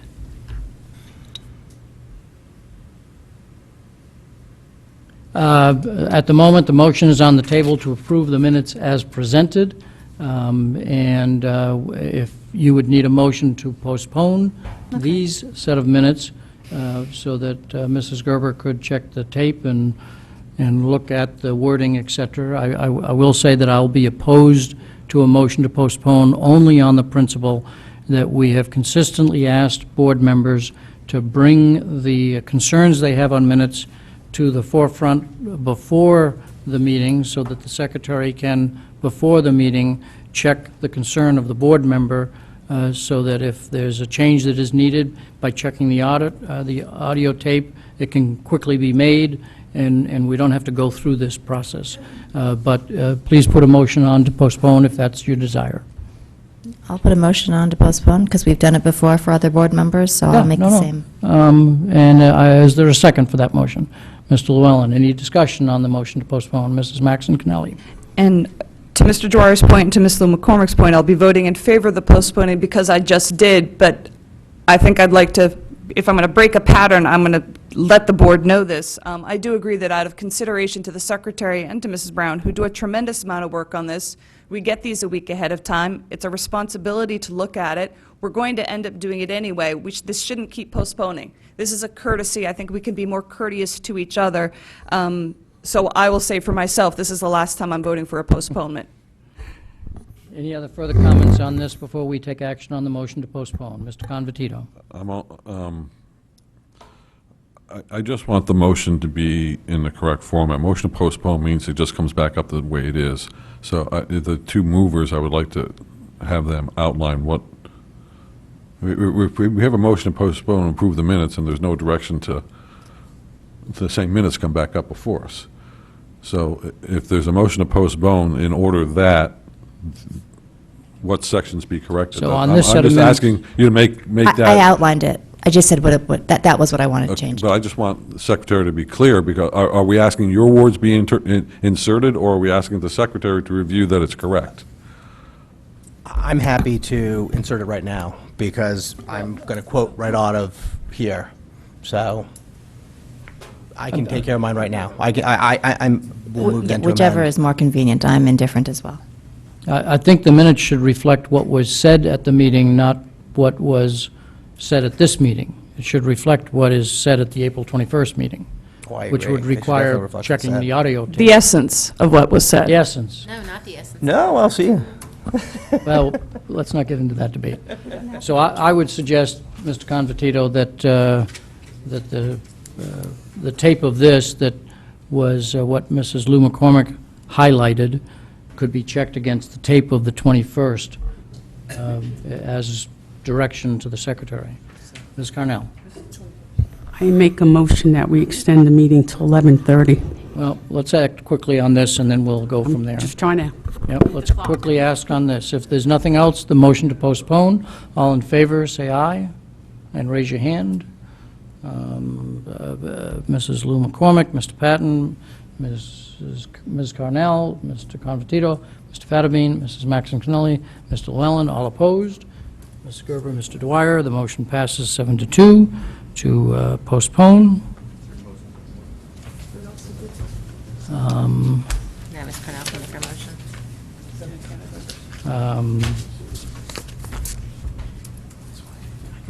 The lateness of the hour.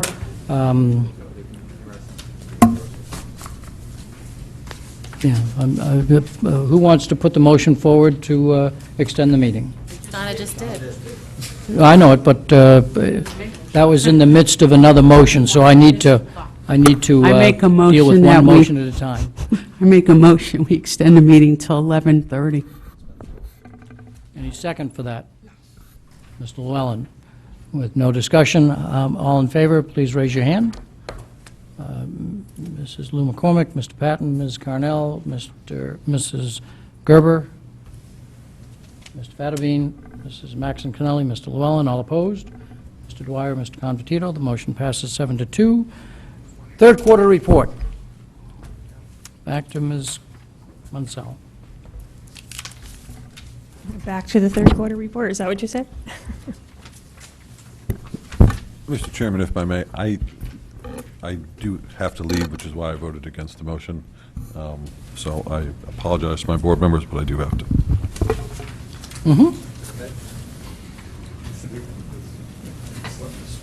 Need any help? All set. Except for this, I know that Mr. Confortito will appreciate the humor that by the time he gets home, we may still beat him.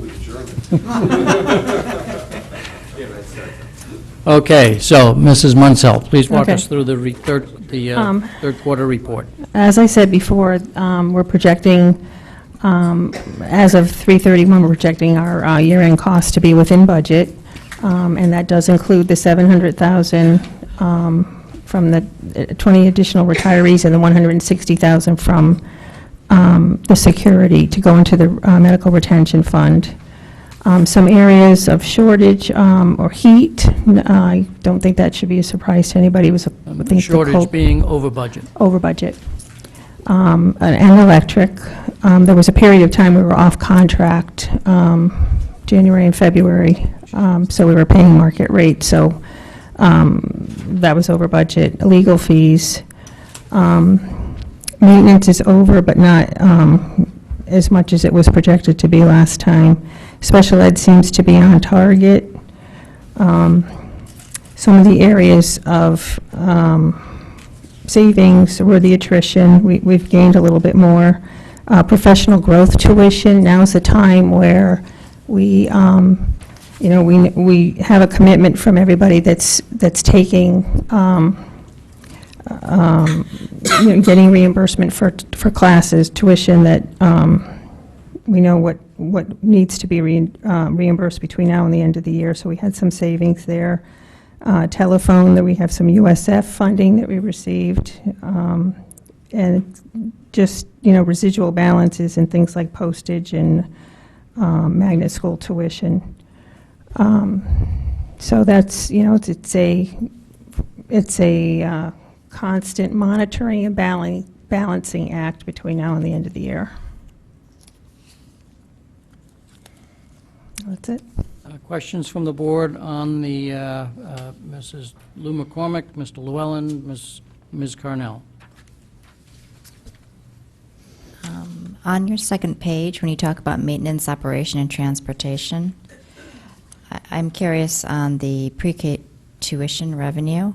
Is that indicating that we have a net, like, revenue, like a profit on the pre-K proposition, or so that the revenues are in excess of the costs of running the pre-K?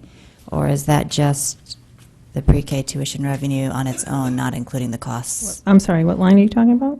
Under maintenance, operation, transportation in the text. In On the which- second page, on the, right there. See, in the first sentence, where you indicate pre-K tuition revenue. You're talking about the narrative, not the number. Yes, the I'm narrative. sorry. Oh. The maintenance, operation, transportation.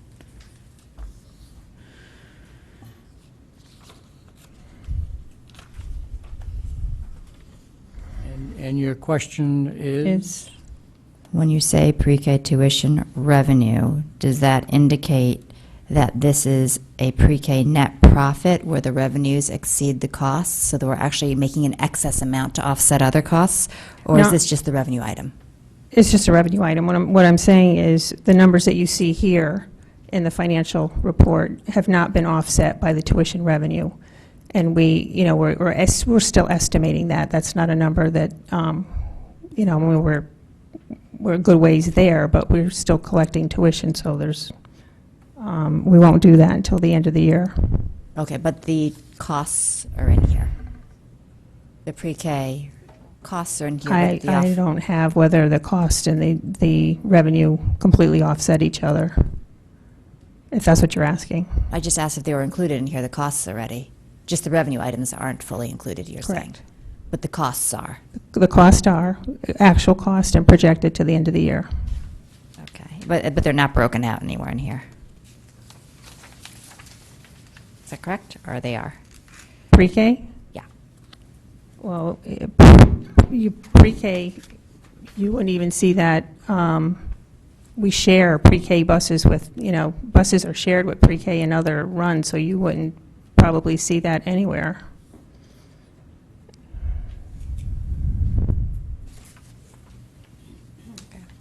Other questions?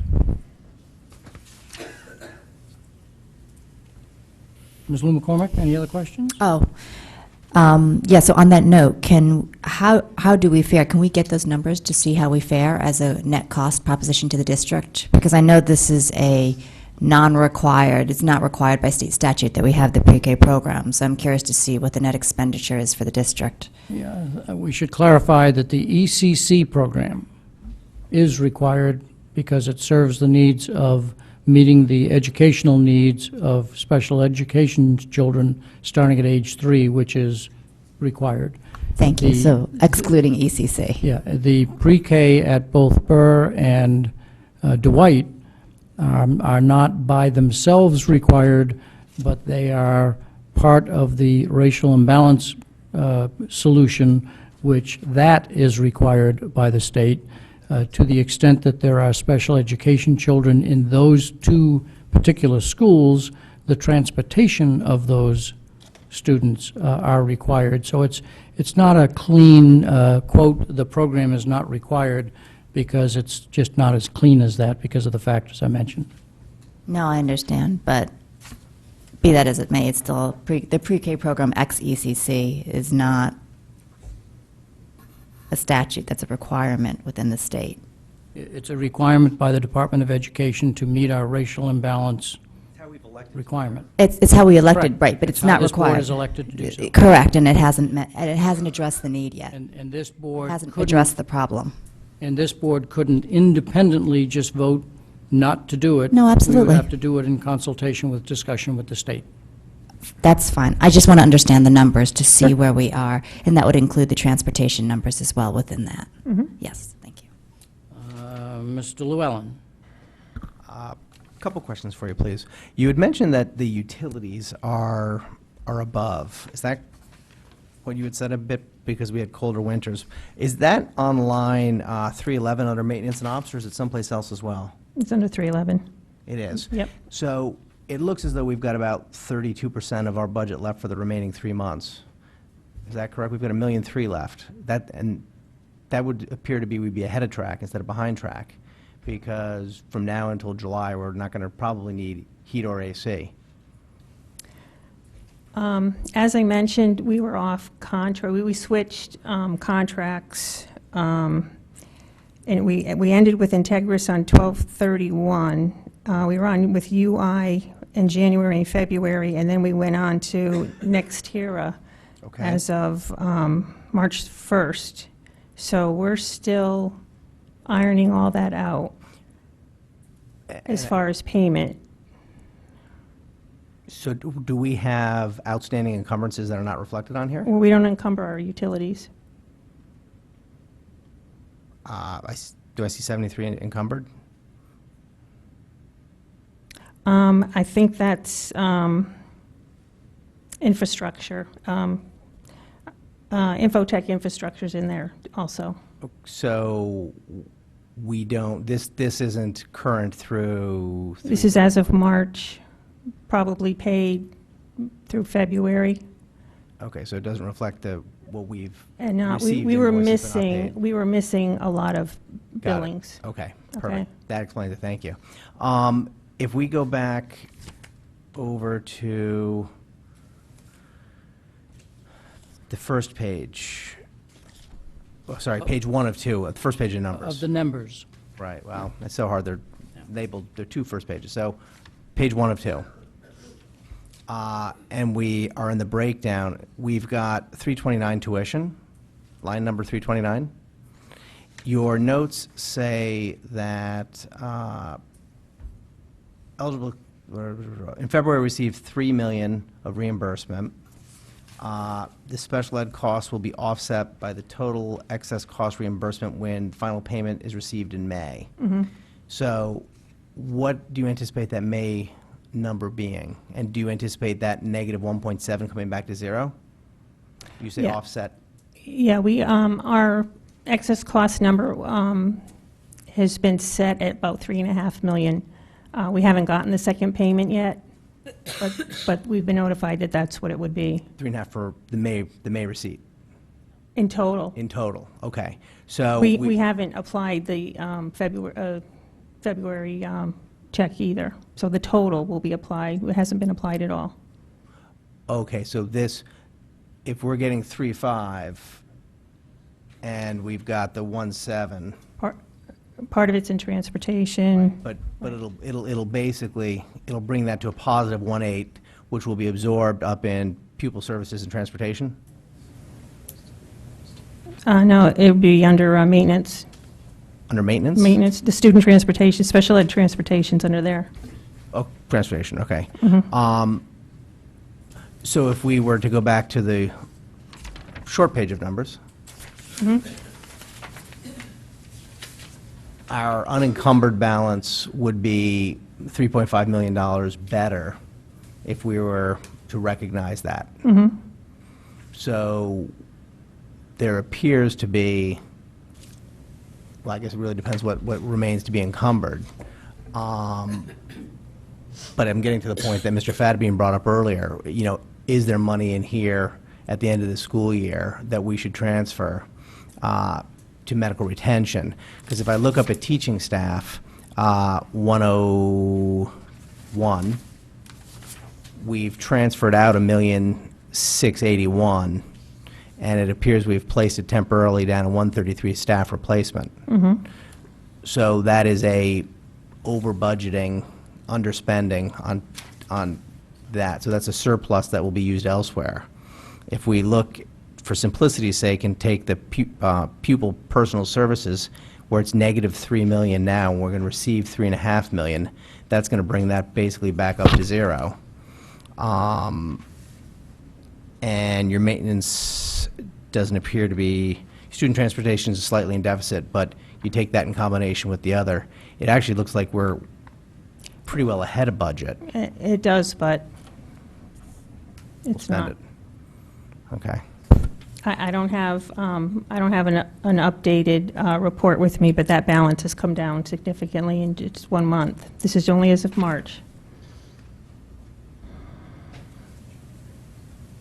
The unencumbered balance has dropped significantly. I'm sorry? The unencumbered number has dropped significantly? I'm sorry, the unencumbered balance what? You said that number has dropped significantly. Which number? The unencumbered. Right, the final balance. Got it. Okay. Any Thank other you. questions, Mr. Llewellyn? Ms. Carnell? I'm just looking for some clarity on page 1 in your summary. It said that projection, there was 700,000, sorry, just the regular page 1 in the summary, 700,000 in summary from an additional 20 full-time FTE teachers' retirements. If the teachers retire, wouldn't we have to replace them? Or, I'm just trying to understand, I mean, I would imagine we need X amount of teachers to cover the classrooms. So how do we get an excess if they're retiring? So on average, because if a person retires, they're generally up at the top of their step scale. And if we need a hard-to-replace teacher, then we might end up paying at the top of that scale. But if we're looking to replace a teacher that is not as hard to replace, they're all qualified and equally important, but there's some teachers where there's just a lot of them to be hired. On average, we save about $35,000 per teacher, on average. Some we don't save anything on, and others we might save a little bit more on. And so the 35,000 times the 20 is how you get to the 700. Now, at the end of the year, I promise you, it won't be exactly 700. It'll be some number based on doing all the calculations of what we had in the budget versus what we actually ended up paying. You know, so that's how we arrive at it. Get the gist of it, but does this mean that teachers have retired through the year, the school year? That was last year. No, but... Yeah, this number reflects teachers who we budgeted to have here in September. Right. And then in June, they said, no, we've changed our mind, we're not coming back, we're retiring. And so we budgeted for them and ended up replacing them with other teachers that on average Cost less. cost less. Not all, but on average. Okay. As long as we haven't cut back on the No, teachers. we have not. Okay. On page 2 of the real 2, I guess. Of the text? Yeah, the text, okay. I can't see Page these 2 of the numbers. text. Right. These numbers are too small. I'm just trying to follow something here under maintenance, operation, transportation. The last bullet, it says the budget of $3.6 million for maintenance services, blah, blah, blah, blah. Maintenance accounts are expected to be over budget by about $30,000. But I'm confused. I thought that's where we took the $95,000 for the legal fee you said for maintenance, if I followed you correctly. Because remember, I was asking prior about the legal fee. Excuse me.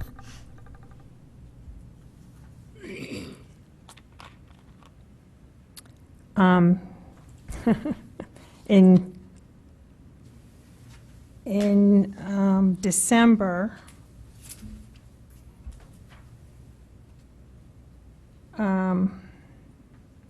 Now, while you're commenting, can I ask this question? Are these comments all based on March 31st? yes. Okay.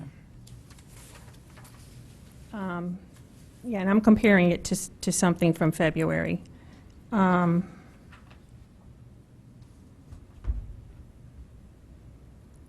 I'll give you an explanation of that. I'll get that back to you if you want. Okay, I don't know when we paid that legal bill of $95,000, or if it's even been paid yet. It's been paid, I think. I'm sorry, it was been paid or it hasn't been paid? I believe it's been paid.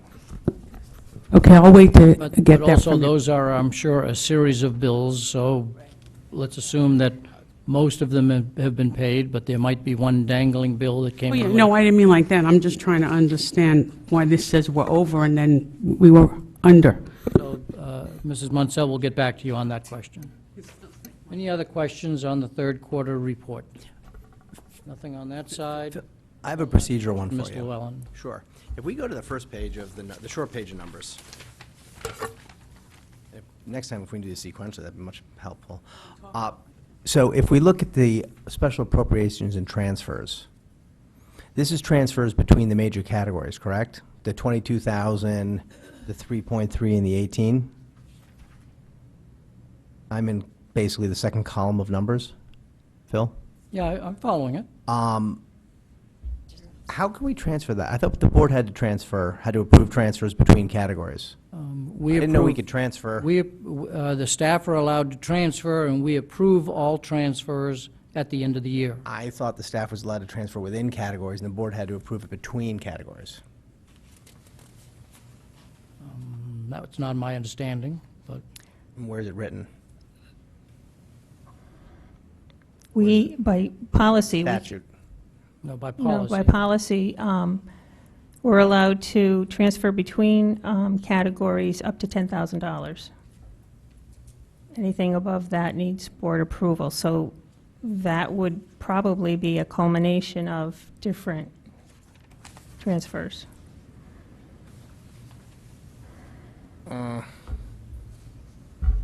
Okay, because at December 30, they were 22 and 22.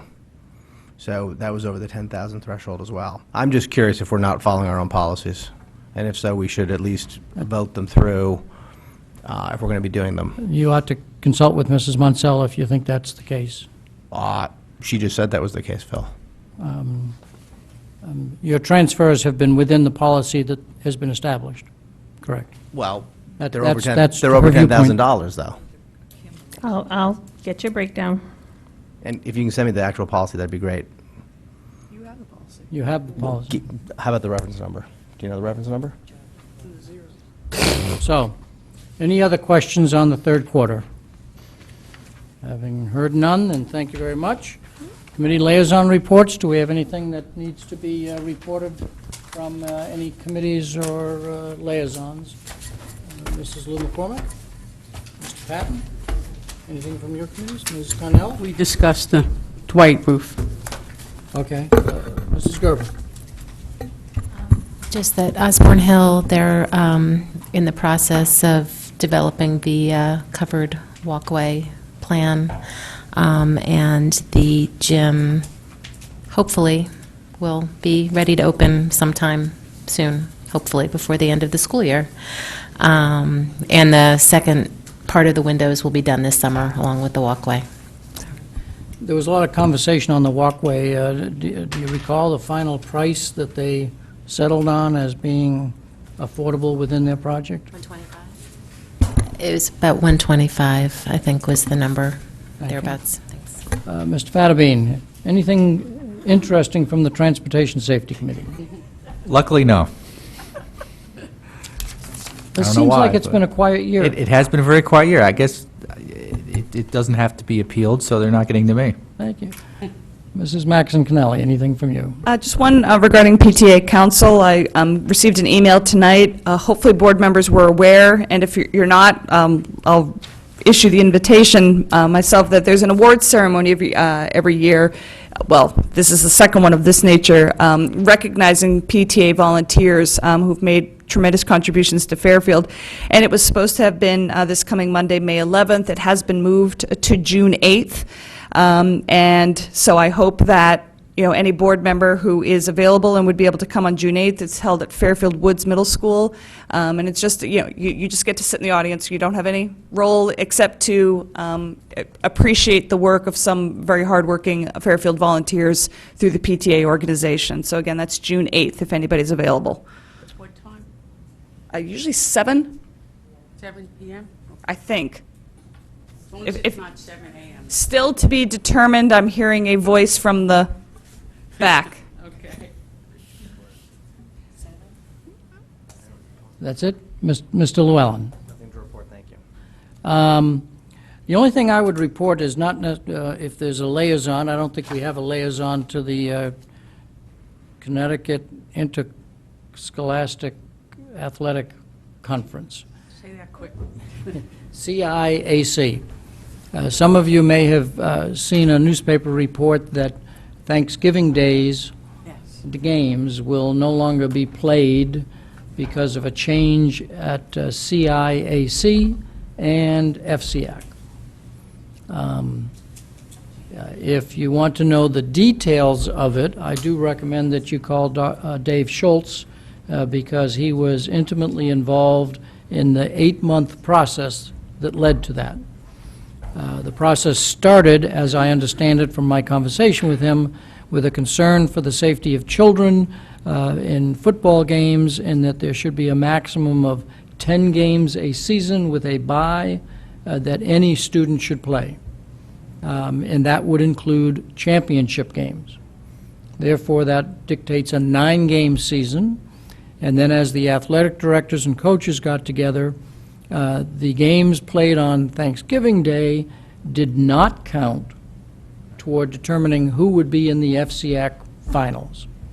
The coaches who were not the coaches of some of the stronger teams in the FCAC felt that when the stronger teams don't have to play each other as they traditionally schedule on Thanksgiving, that put them at an advantage in terms of being able to get into the FCAC finals. Those two factors caused, after 8 months of conversation, And by my conversation with him, probably 5 or 6 different votes at different groups and different meetings of athletic directors, of coaches, between the various bodies, ultimately in a decision to play the traditional rivalry game the weekend before Thanksgiving Day and use Thanksgiving Day to play the FCAC title game. Now, please don't ask me questions on exactly what I just said, because it's the best I could come up with in terms of my maybe half-hour conversation with Dave Schultz. Our Fairfield coaches, probably not 100%, because we never get 100% vote from any group in Fairfield, but our Fairfield coaches were in favor of this because of, ultimately, it was the safety of the children, because of the number of games. They've also said on a JV basis that they've got a new rule that says that any player can't play more than 6 quarters in a week.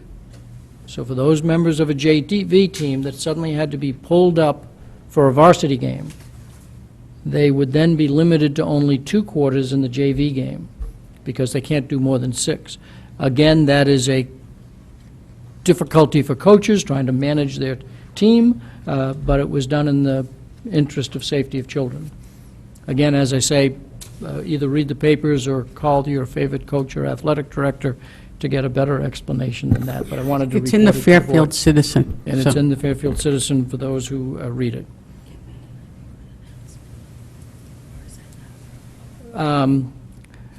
We skipped over the superintendent's ability to make a comment because we just stayed with the third quarter financial, but certainly the superintendent has always been allowed to make a comment under superintendent's report, so please feel free.